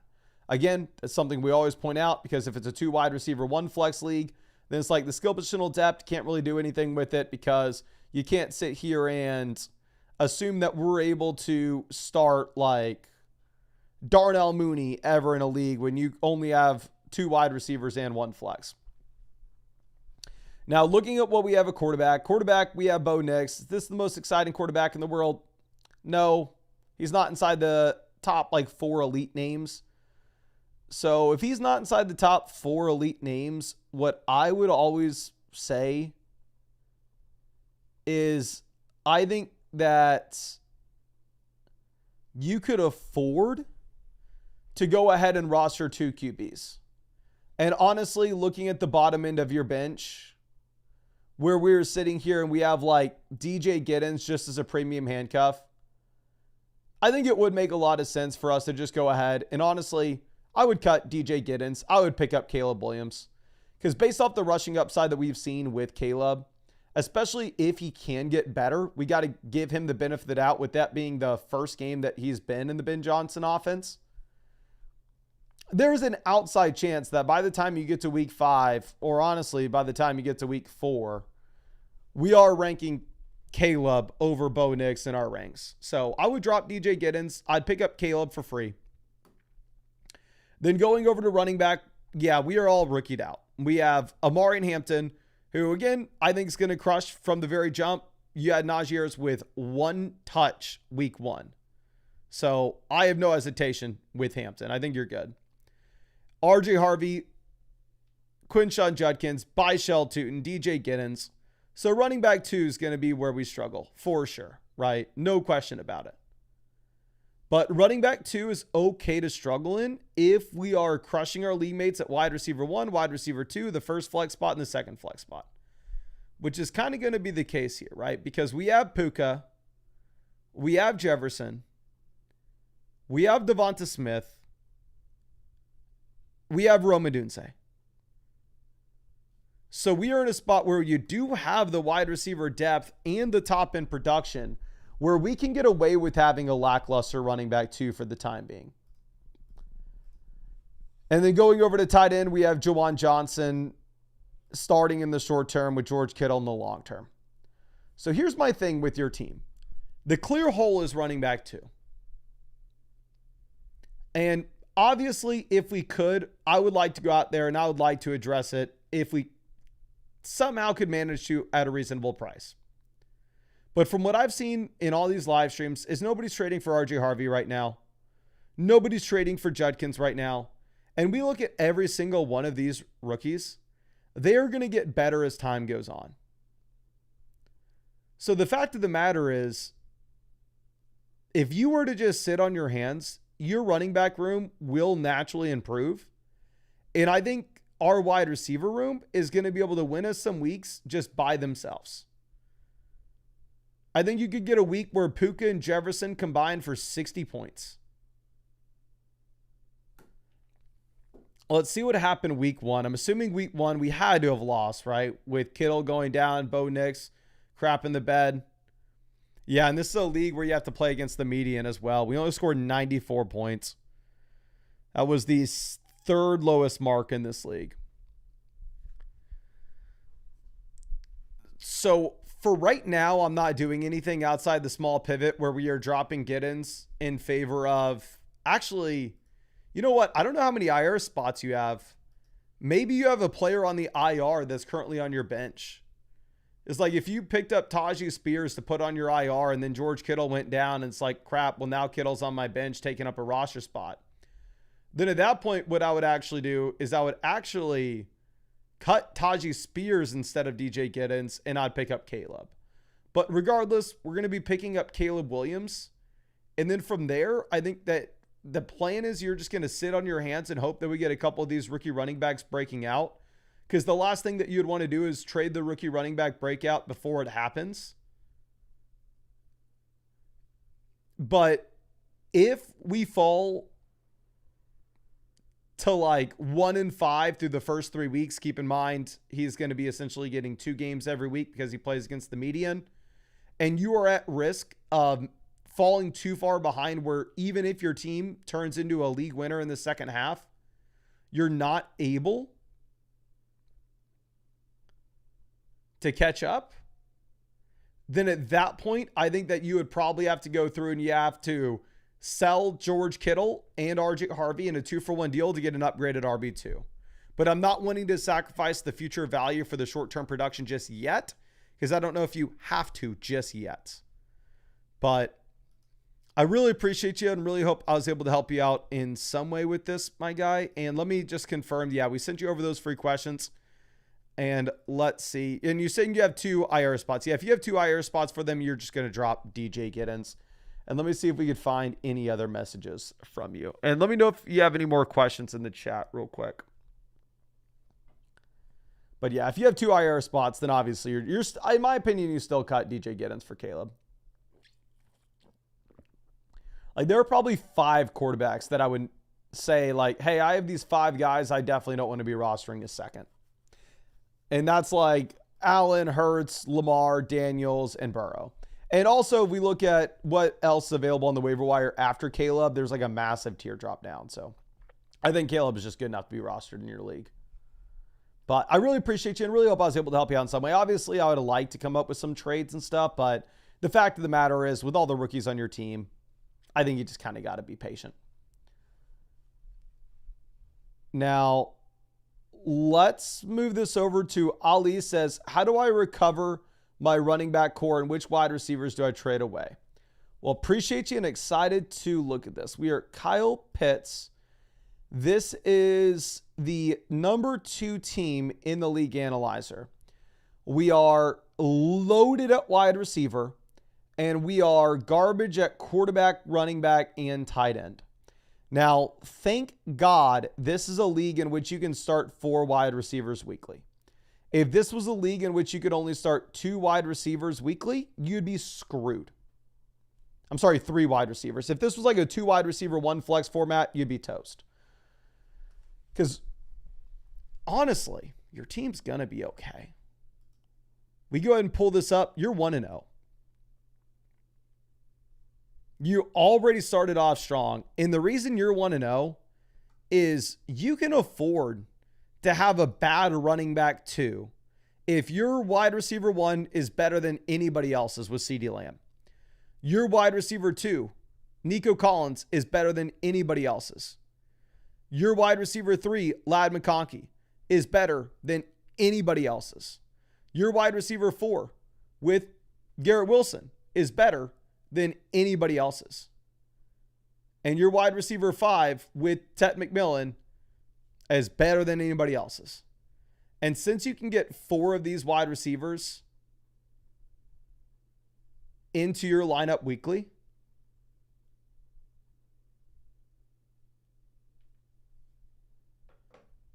like, you can afford to be a little bit behind at the other positions. Now, if we go through and we look at what we are sitting with at quarterback, we have Dak and May to play the matchups between. Yep. Good. Don't see anybody else out there on the waiver wire that would be interesting to pick up over one of these players. I think you just kind of leave this as is. Running back, we have Trevion Henderson, Travis Etienne in our lineup. And you have outs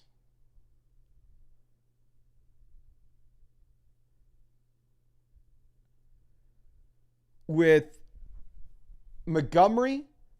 If Gibbs goes down, he turns into a top 5 running back. Charbonnet, if Kenneth Walker goes down, he turns into a top 5 running back. Quinshon Judkins, Joe Mixon, Dylan Sampson. Tight end, we have Kyle Pitts and Jonnu.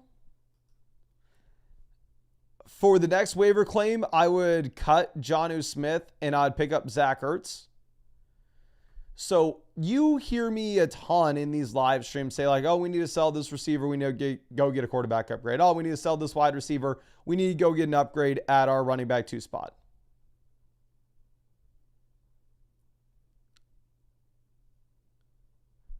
But I love the construction of your team for your league. Like, I would rather have your team right now than my team in the Flock League. Because the thing is, like, if Etienne could be a running back 1 the rest of the way. Henderson could be a running back 1 the rest of the way. So I don't think you make a trade now with this team. I think you make the one small waiver wire pivot at tight end. Once Ayuk is back, then at that point, what I'll probably look to do is we'll probably try to sell Garrett Wilson. And if we haven't had a running back breakout yet, which I expect, honestly, that we will,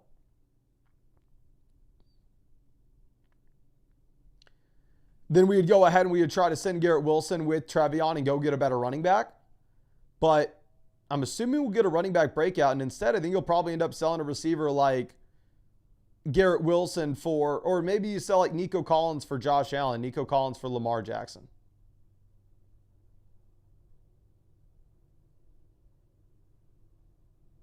But again, for now, I actually think that you're in a really good spot to just dominate at wide receiver. But I really appreciate you and really hope I was able to help you out in some way with this, my guy. But let's move this over to our next start set. Devil X says, watch you for years. Have me first in a few puppy leagues. Let's go, my guy. Here, running back, we have Chuba Hubbard being the easy start over Walker based off the usage we saw last week. Like, Hubbard last week came through. He played 67% of the snaps in comparison to Kenneth Walker last week, who played 40%. And then looking at the flexes, Egbuka and Devonta Smith will be the easy calls. I actually think that Smith is a much better start now that you have no Dallas Goedert. Now, Aka Cooper says, any idea who to drop if Bowers is out? Quarterback, we're going to go Fields over Nix. And then for the flex, you'll have to drop Trey Benson. It's brutal. And then we'll probably end up playing Sutton here in a full PPR format. I wish we didn't play Terry, though. Underdog coming through. This is RJ Alvin Kamara, Drake London, Loveland versus Jefferson, Trey McBride.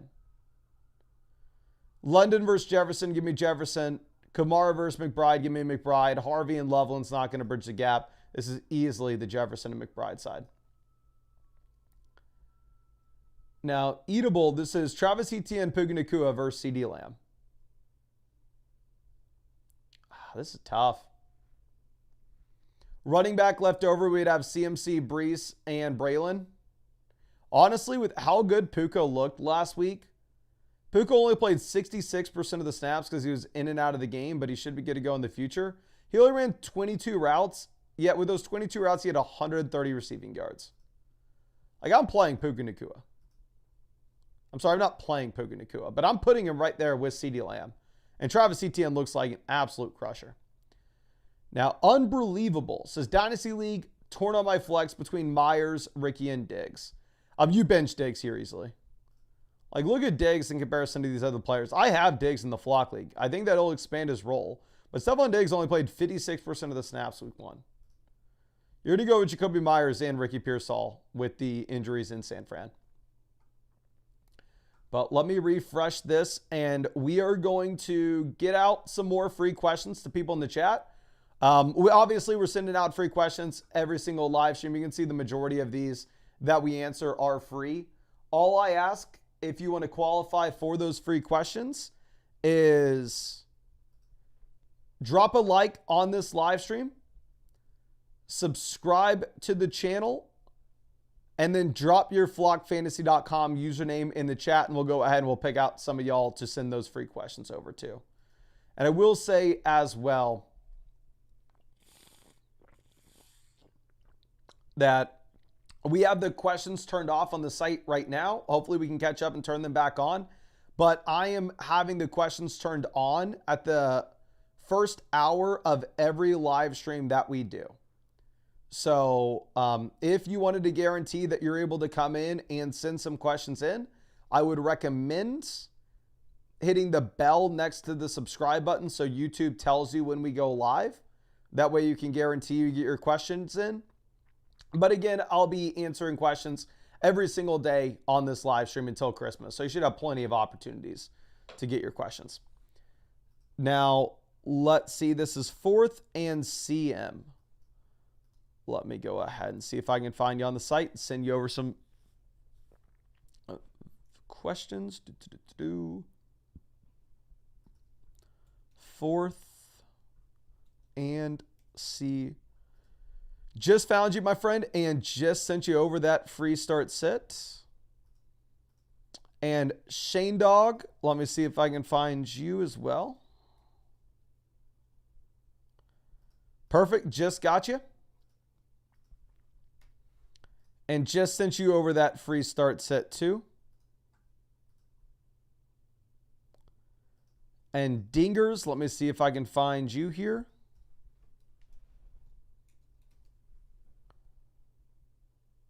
Or a bunch of people with Dingers in their username. Dingers, just found you. It looks like you got the season pass, so you should have some of those free vouchers in your account as is. But I just sent you over a free, whatever it's called. Just sent you over a free start set too. But thank you so much for everybody hanging out with us in the chat too. Now, let's move this over to our next one. Abel says, we need a little help here. We need help at tight end in the flex. I'm going to go Hunter Henry over Fannin. And then for the flex, I'm going to go with Devonta Smith now that you have no Dallas Goedert. Now, Gyro are good. We got wide receivers flex tight end down against Kraft already. Ooh, that is brutal, my friend. There's nothing worse than a tight end going off against you on Thursday night. For the wide receiver position, I will invent a time machine so we can go back and start Deebo Samuel. For this week, we probably go DJ Moore. I'm going to go Andrews over Strange, and then we're going to go Calvin Ridley there in the flex. Andrews, I know he was horrendous last week, but the Ravens project to be the highest scoring offense in the league this week, and you still have no likely. Now, La Gente here for the flex. I think you do need to go through, and I think you probably need to put in, Tracy. I'm not a big Tracy guy, especially in the long term, where I think you do end up having Cam Scatterbo expand his role. But for the short term, Tracy is the 3-down running back. Now, running lamp quarterback, Ooh, Fields versus Herbert. Give me Herbert. Fields is a tough matchup. Wide receiver, give me the combo of A.J. Brown and Egbuka. And then for the flex, this is tough. How many teams are in this league? A 10-team league?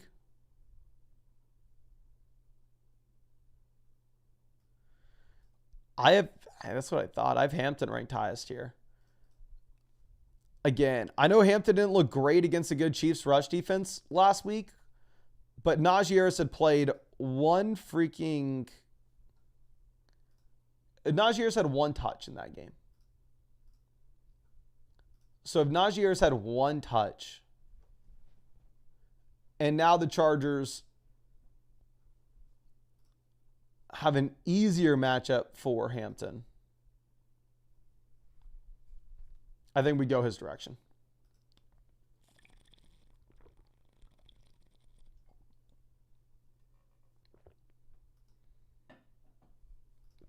Okay, so let's move this over. And also, if you have Herbert, that means we just got to turn on the TV and we only really need to watch one game. If we got Herbert and Hampton going.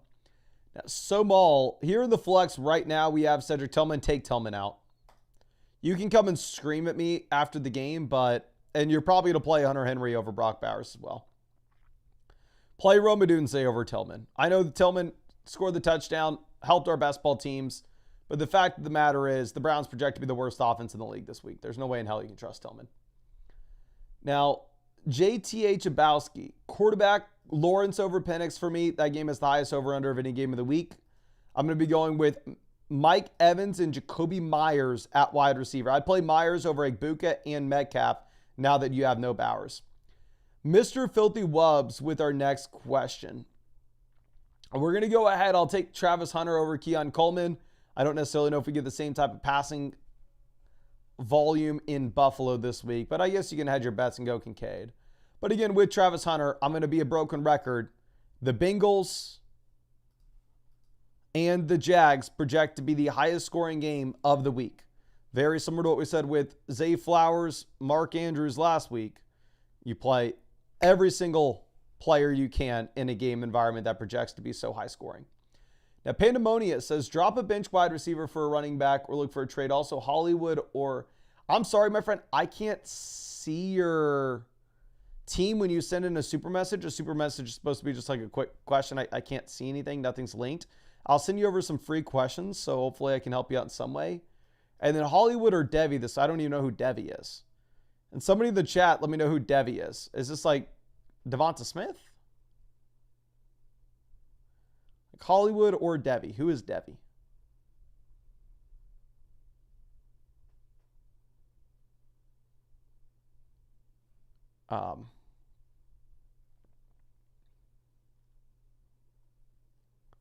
Somebody please help me here. Very much appreciate it.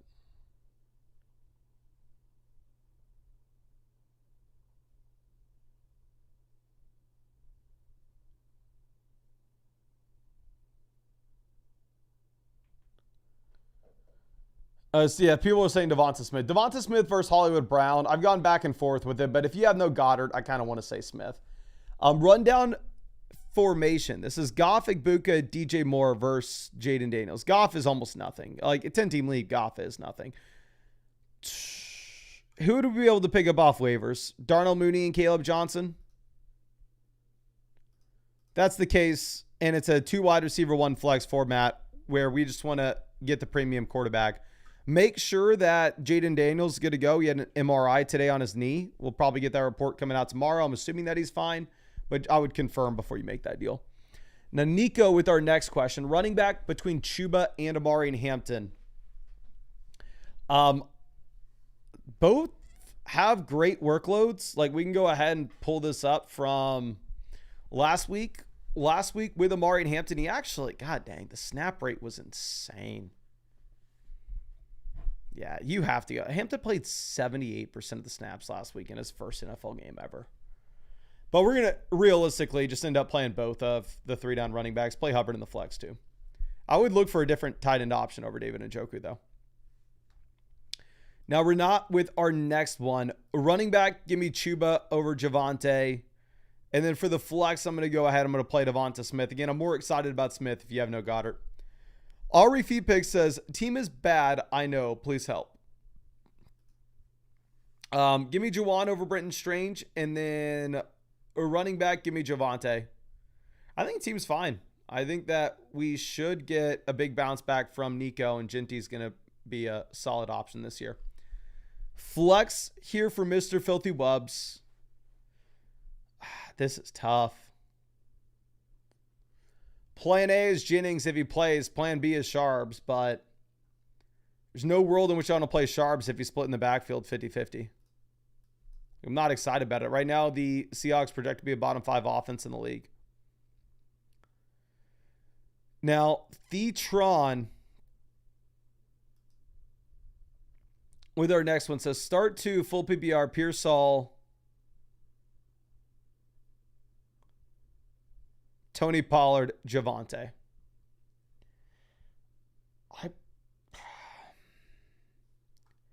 It's tough here because I think the Niners, now that the left tackle may miss, the projection for Pearsall may get a little bit worse.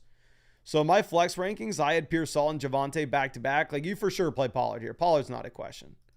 Again, I know we keep talking about this, but Pollard last week played 88% of the snaps. That's the number one mark across all running backs.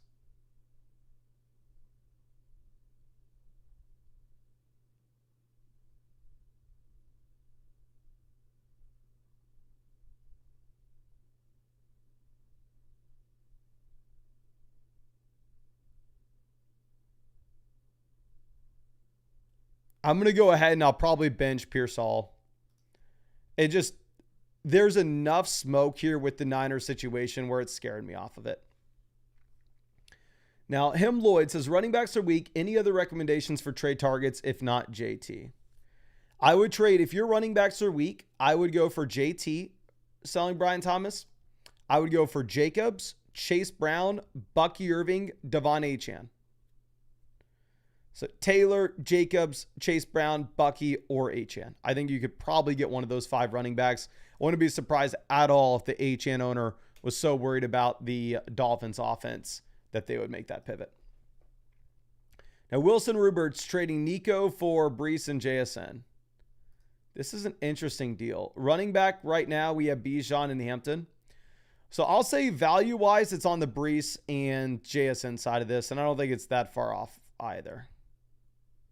Sorry, I don't think it's that close either. But the thing is, this is a super shallow format, so I'm not as excited to make that move.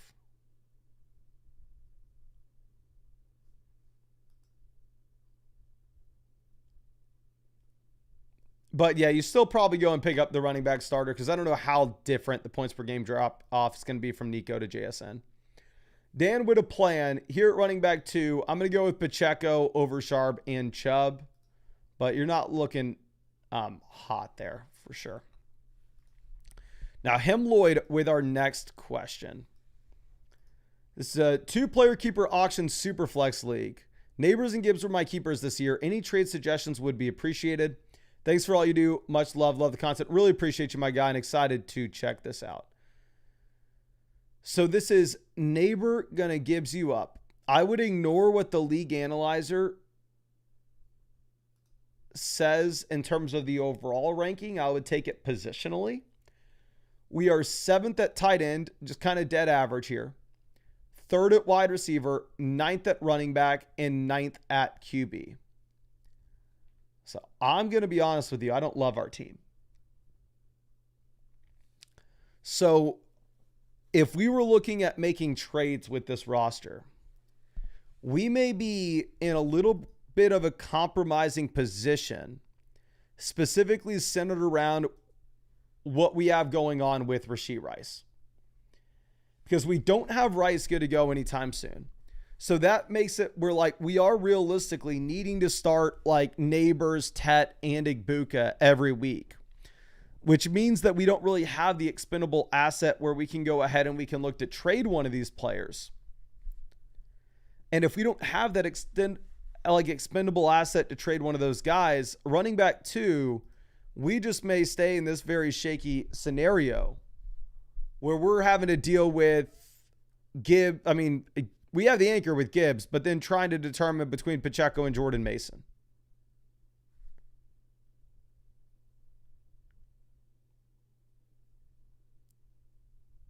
Then going over and looking at what we have on the waiver wire, like waiver wire is bone dry at quarterback. Again, super flex league where quarterback's not looking great. Running back, we have some premium handcuffs, but we can't really roster them. Because going over to tight end, like we need a roster 2. Our tight end 1's Hunter Henry. I don't like your team, but I don't see a path out of it. Like once we get Rashee Rice back in, then at that point, I think you're like going through and you're looking to see if we can sell like Buka with Jared Goff and get the best quarterback we can.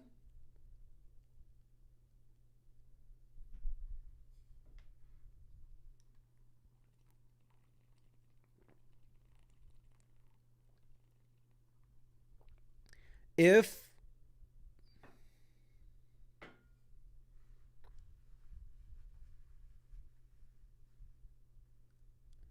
like we don't have Pacheco or Jordan Mason doing anything,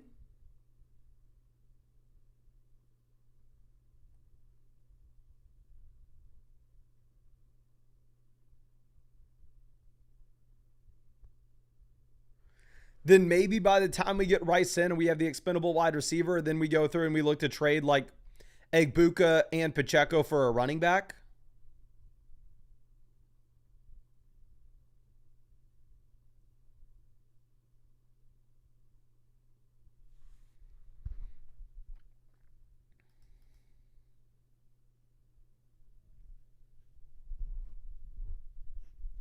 But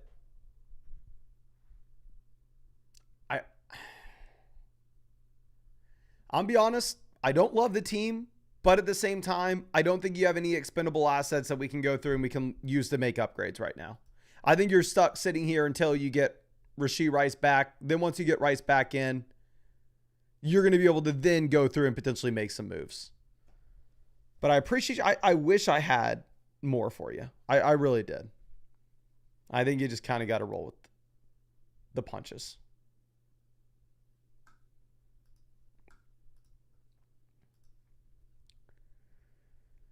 Now, Pats for Life says, need an upgrade at running back. Thoughts on wide receiver value in comparison to running back? Yeah, you need a better running back too. If we're looking at moving a wide receiver for one, like I would trade Amon-Ra St. Brown for Jonathan Taylor.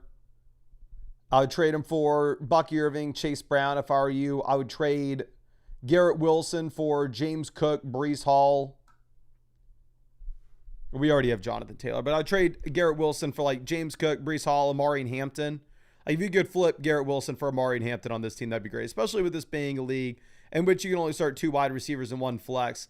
And we presumably have 5 viable wide receivers here. And then I don't think you're looking to trade Tyreek. I don't think you're going to get anything for Tyreek if you try to sell him at this point. So, yeah, I agree. I think you definitely want to be going through, and I think you want to be making that flip of the wide receiver for a running back. And you can go about it with one of 2 ways. You can try to trade St. Brown for the RB1, or you can look at the worse option with trading Garrett Wilson. Now, Tron says, my bad, forgot to link the team, help with the flex.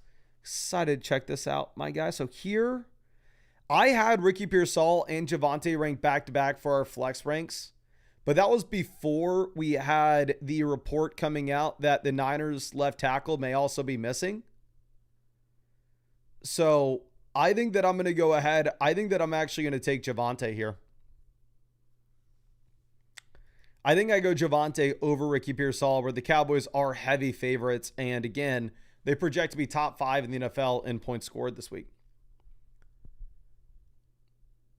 Okay, so let's move this over. I think C. Wood will be our next one.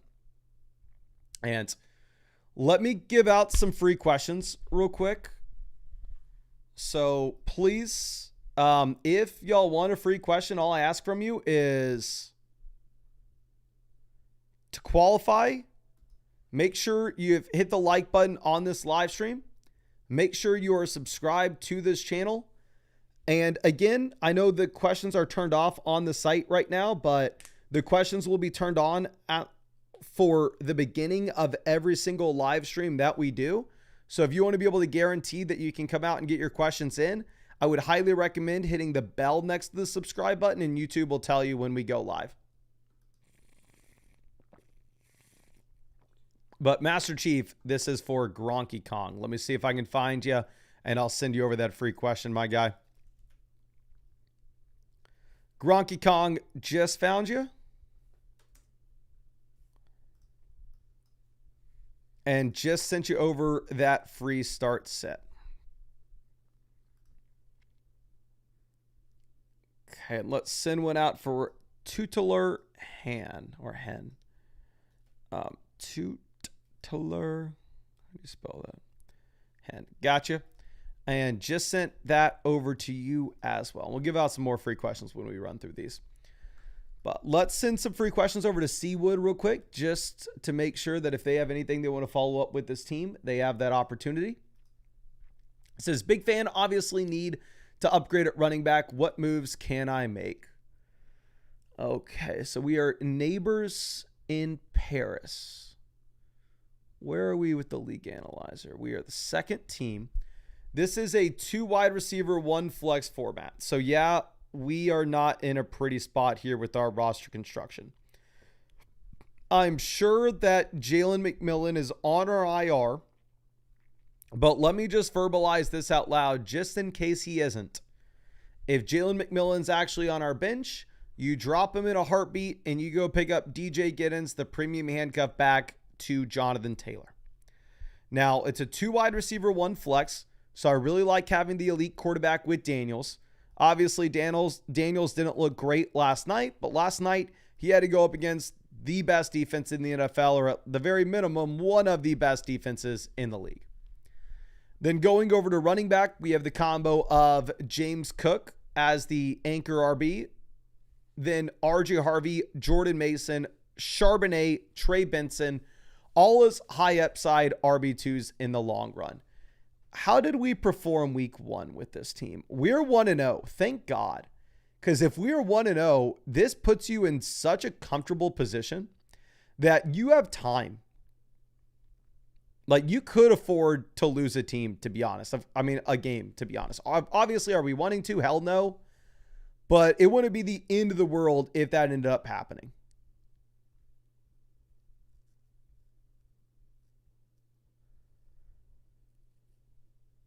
Going over to receiver, we have Puka, Neighbors, Marv. And then the issue is we have just like 4 wide receivers on our bench with Rome, Downs, Booty, Jalen McMillan. And so if we have Puka, Neighbors, Marv as must-start players every single week, like no path for Rome to hit the lineup, no path for Downs to hit the lineup. I mean, I think Rome's good enough to be a wide receiver we consider somebody that we would like to start. So, like, I think one thing that we could consider doing is I would approach the Bowers owner right now, to be honest. And maybe depending on where the Bowers owner's at, maybe they have no interest in this. But hell, I'd offer them Marvin Harrison and Hunter Henry for Brock Bowers and see what they say with Bowers missing this week. Because realistically, if you're able to go through and if you're able to flip that, you slide Roman into the flex in the short term, then you have Bowers there in the long term, and we still have Downs and Booty as quality depth pieces. Like, I think you have the flexibility where you can afford to make a trade like that. Like, I know you're wanting to trade for a better running back too. The fact of the matter is I just don't think you do. RJ Harvey any week now could take over as a starting running back in Denver. Jordan Mason any week now could take over as a starting running back in Minnesota. Maybe it's a little bit more of a long shot, but Zach Charbonnet, Trey Benson, either with an injury, they're an elite name, or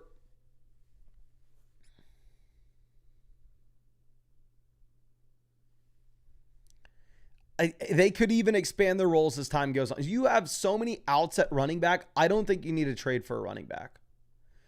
I think my thing would be I'm trying to sell either Marv or Rome just because we have the wide receiver depth. We're rostering so many receivers in a format in which you can only start 3. If you wanted to try to send like Rome and Jordan Mason or Marv and Jordan Mason, if you want to try to send Marv and Jordan Mason and go and get Amari and Hampton, let's go for it. But again, I don't think you need to address running back. I agree. I think we probably want to sell a wide receiver, but I would be agnostic of if you wanted to do that for a tight end or an RB. I think your running back room is going to be good. I mean, you're second in the league analyzer for a reason here. And then going over and looking at other potential moves with the waiver wire, there's not much. If Luther Burden plays more this week and Booty plays less, then I would consider dropping Booty for Luther Burden, but we're not doing that right now, of course. But I really appreciate you and really hope I was able to help you out in some way here. And I did send you over those free questions too. So if there's anything that you want to follow up with, I'd be super happy to check out anything that you want. So thank you so much again for everything, my guy. But let's move this over for LX Huncho trading CMC for Achane and JSN. I can't see the league settings of this. If this is like a 12-team format where you can start 2 flex spots, then I'm going to go Achane and JSN.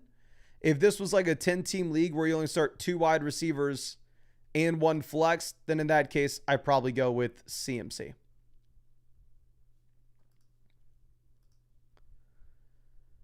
Okay, now Case Soliner, running back Pollard, auto start. Wide receiver, Tet and Javonte. Actually, damn, we got Hollywood. This is a full PPR format. No, I'd still go Javonte over Hollywood. Massive spread on that game against the Giants. Cowboys should be able to run the ball. Mr. Filthy Wubs, always happy to see you. I thought I sent you over a free start sit question. Why did it charge you? Here... please shoot me a message if that was wrong. Can you message send an email to support@flockfantasy.com? I think I sent you over a free trade question. No? Why did it charge you $3 for this? Or at least that's what it's telling me. But here for the flexes, I'm for sure going to go ahead and full PPR format. I'll play Pittman and Keenan. I know some people will be excited to play Sharps, but I think I need to see another week before we make that flip. Roberto says, you did a team review for me earlier and one of the trades suggested went through. Got my upgraded quarterback. Thanks for the help. Really appreciate you, my guy. And really hope that does not backfire. Really hope that that goes well. But again, appreciate you. Now let's move this over to our next one. This is Dubsy says, should I move McBride for a running back? Let me send you over some free questions. So I would say the vast majority of times I am not wanting to sell Trey McBride, maybe at this point, the only elite tight end. But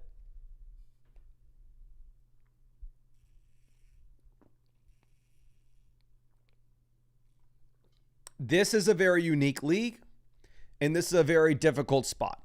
And if you looked at our draft sheets, you would have seen like the shallower the league, the more emphasis I placed on getting the elite tight end, whether that was Bowers or whether that was McBride. However, the deeper the league, the harder it is to come by the depth at running back and the depth at wide receivers.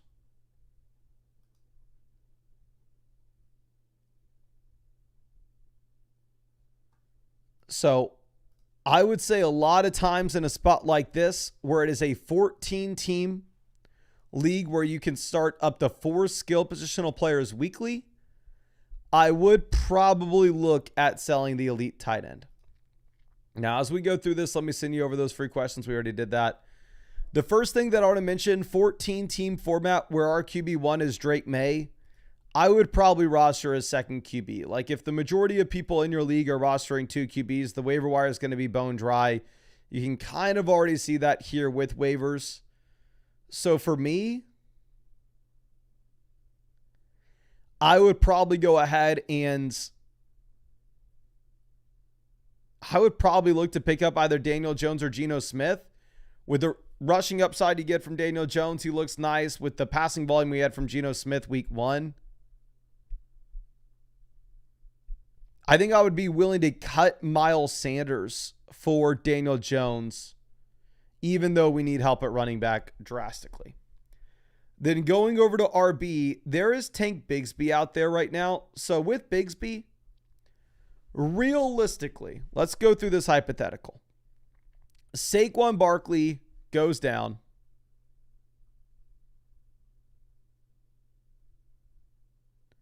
Where do I rank Tank Bigsby? Probably inside my top 20 running backs.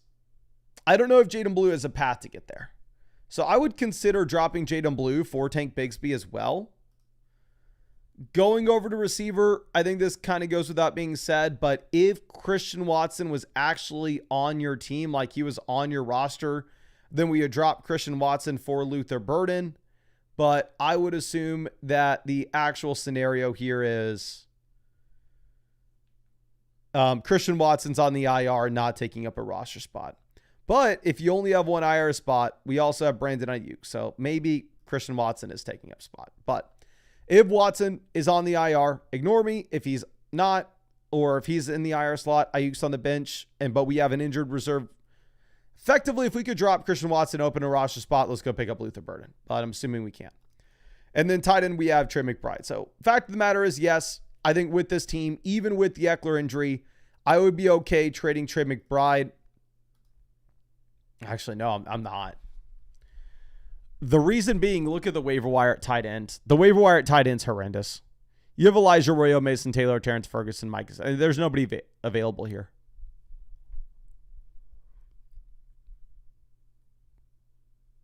Like, I think we can go through and we can explore some of these like potential trades and what they would look like.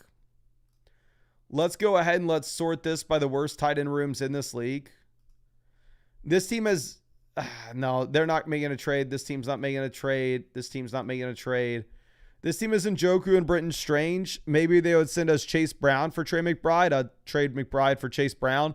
I would definitely ask for one of David Njoku or Britton Strange back.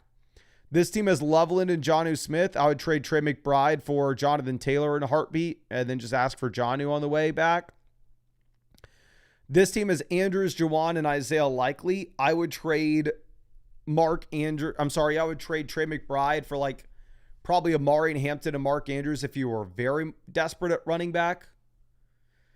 This team is Pitts and Ingram. They're probably not doing anything. This team is Kraft. They're not doing anything. This team is Kincaid, Ferg. They're probably not doing anything. This team is Warren. They don't need to do anything. This team doesn't need to do anything. This team is Kittle. Okay, this team is rostering 5 tight ends right now because this week they have no Kittle, no Goddard, no Darren Waller. So if you wanted to go and offer them like Trey McBride for Kenneth Walker, George Kittle, and Cade Otton and just hope that we get the long-term play with Kittle, if you were that desperate, you could. But the fact of the matter is the Austin Eckler injury absolutely saves you. Because Ja'Cory Crosky-Merritt went from a nobody who's not startable to now all of a sudden somebody that you can put at running back. So we have Chase and Jefferson at wide receiver, J-Mo wide receiver 3, Ayuk in the long run. We have the elite tight end with McBride. And then we have acceptable running backs that will touch the ball. And the fact of the matter is, if you're in a 14-team format and you have Jamar Chase and Justin Jefferson, that's going to excuse away a lot of weaknesses. Now, I'm assuming we lost week 1, right? I'd be very surprised if we were able to.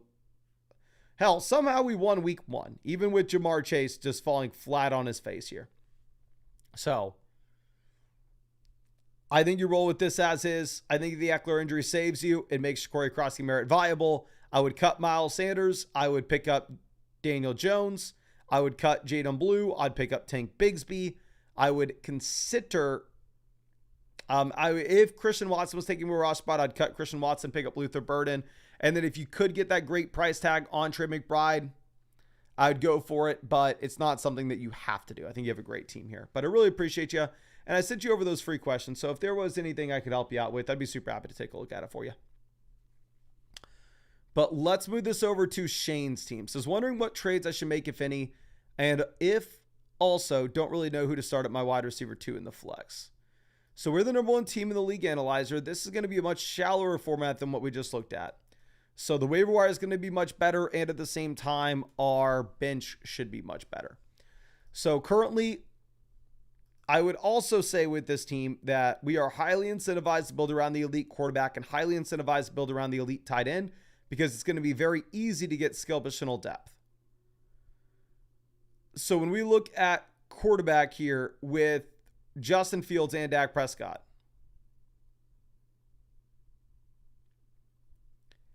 like 12-team format, cool. We'll play the matchups between these guys. 10-team league, we're going to be losing a lot of weeks at quarterback here. So, I mean, if we could upgrade, I would go for it.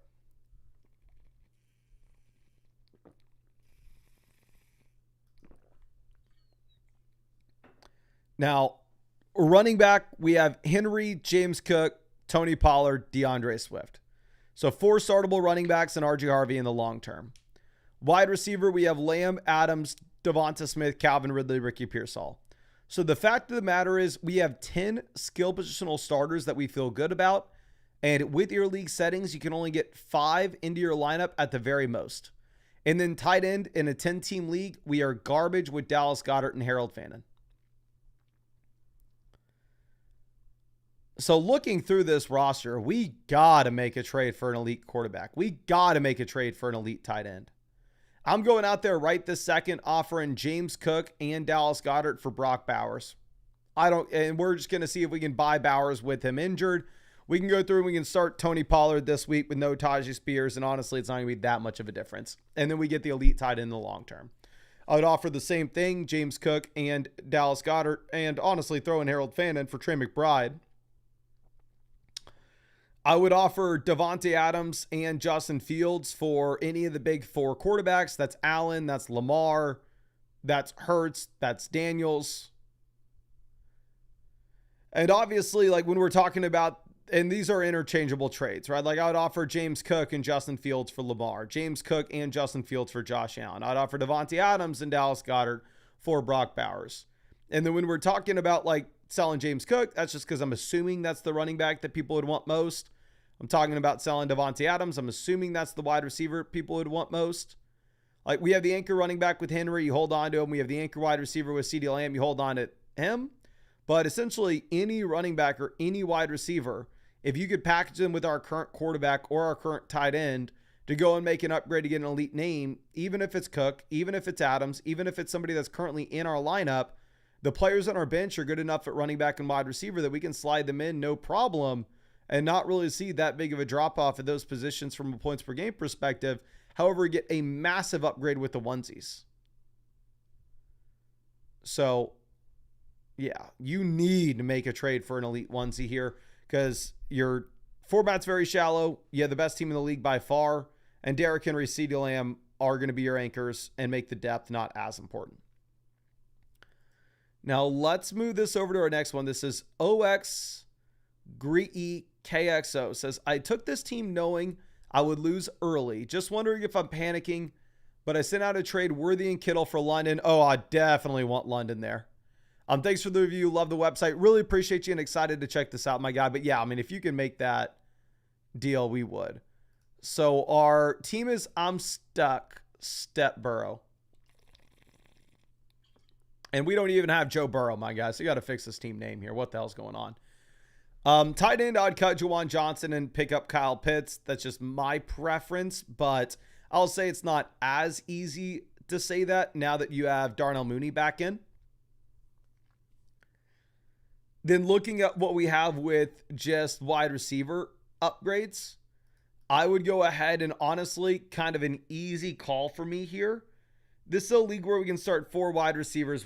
Oh my gosh, your wide receiver room is something else. There's no way in hell we won week 1, is there? Yeah, we're 0-1. What the hell's going on at receiver? We have no Rice. We have no Godwin. We have no Addison. We have no Worthy. So right now, our healthy wide receivers are Jameson. Josh Downs is our wide receiver 2. Kayshon Bouttie's our wide receiver 3, and Cedric Tillman's our wide receiver 4. So I was going to be really quick to tell you, yeah, we need to go through and we need to cut Cedric Tillman and pick up the long-term upside of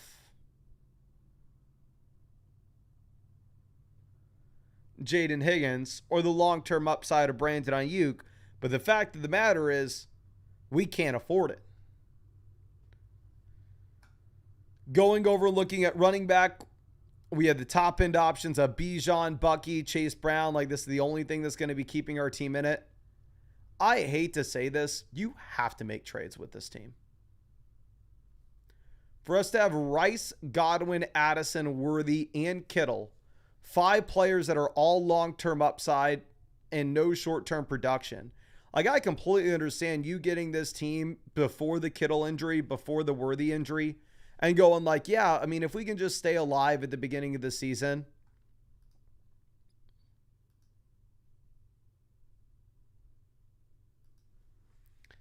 we will be in a really good spot once with these suspended guys come back. But the fact of the matter is, once Worthy gets injured and once Kittle gets injured, we were already dancing with the devil with our depth.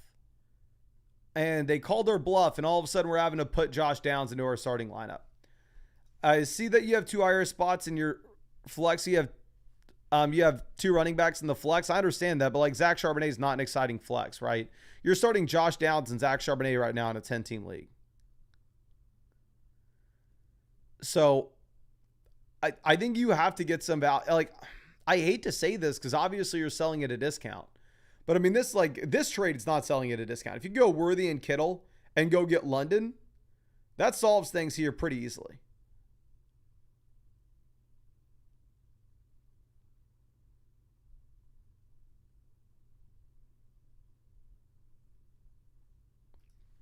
Now,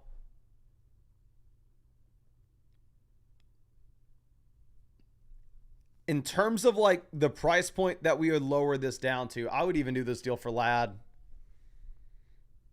I would do that deal for maybe even AJ Brown. Kittle's out for like 5 weeks. Get him back week 7, week 8, say. In that case, you got like 6 weeks left in the regular season, and this team's at risk of not making the playoffs. I know you're in the chat real quick. Can you let me know how many teams make the playoffs in your league? Is it 4 teams or is it 6?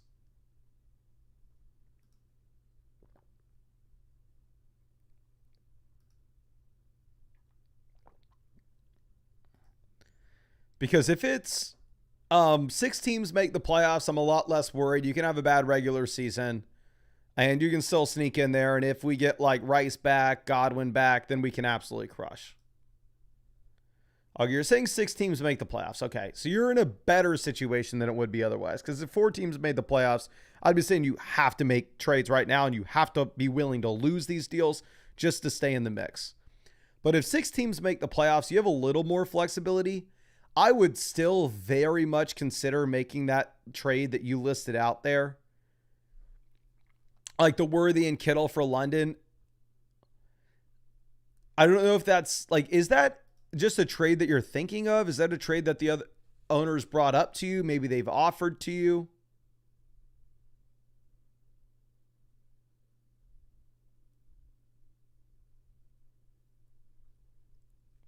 Because it seems like a trade that would almost be too good to be true, no?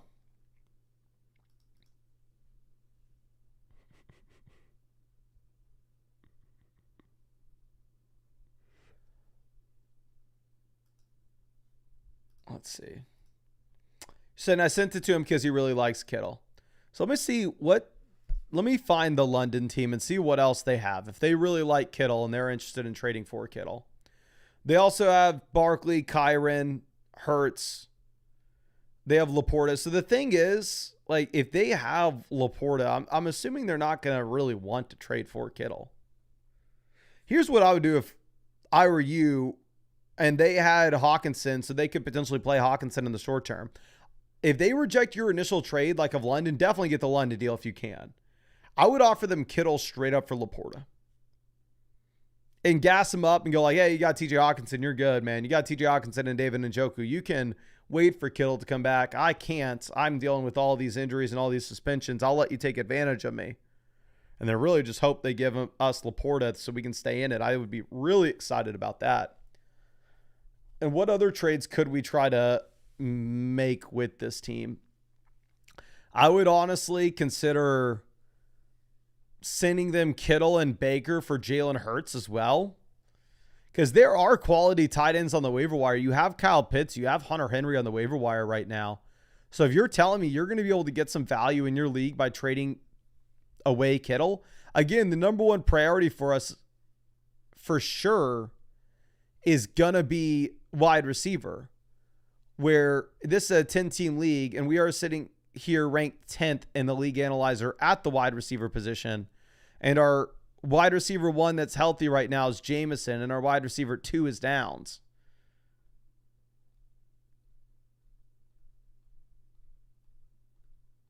So I agree. Like, you need to be making one of those deals. If you can get the value out of Kittle, let's do it. If you find somebody that bites on Rice, let's do that. If you find somebody that bites on Godwin, let's do that. Let's get some points in this lineup. Let's stay in it. Again, I'm completely fine with you drafting Rice, Godwin, Addison, and going, you know what? I'm going to be a little bit weaker at the beginning of the year, but later in the season, I'm going to crush. But then once you have the Kittle injury and the Xavier Worthy injury, that's not something that you can plan for. You got to call an audible. You got to pivot. And hell, you even had the Austin Eckler injury too. You lost, like, your team has been decimated. It's not your fault. You're just maybe the unluckiest drafter in the world.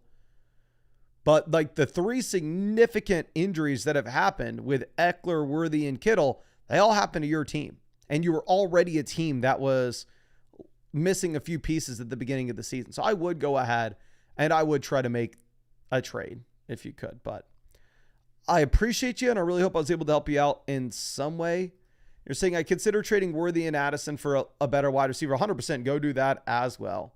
I would be in the ear of all your league mates. I'm going to send you over some free vouchers. So if you have any trades, if you have a start-sit question that you want to send my way, whether it's for this team or a different one, I'd be super happy to take a look at it for you, my guy. But I really do appreciate you.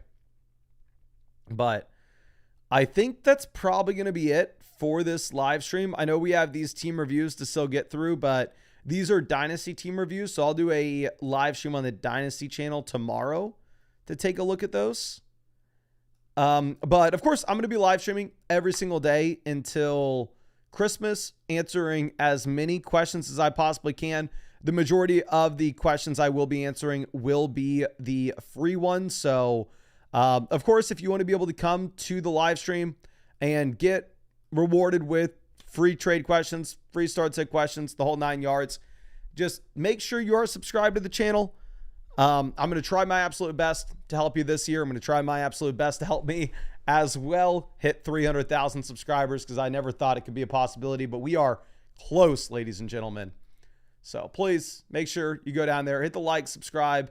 And again, I will have the questions turned on flockfantasy.com for the first hour-ish of every live stream that we do. So if you were wanting to submit a question and you're annoyed that they're seemingly always turned off, I would recommend hitting the bell next to the subscribe button so YouTube tells you when we go live. That way you can go ahead and know when to sit your questions in. But I really appreciate you and really hope we get to see you out with the live stream tomorrow night.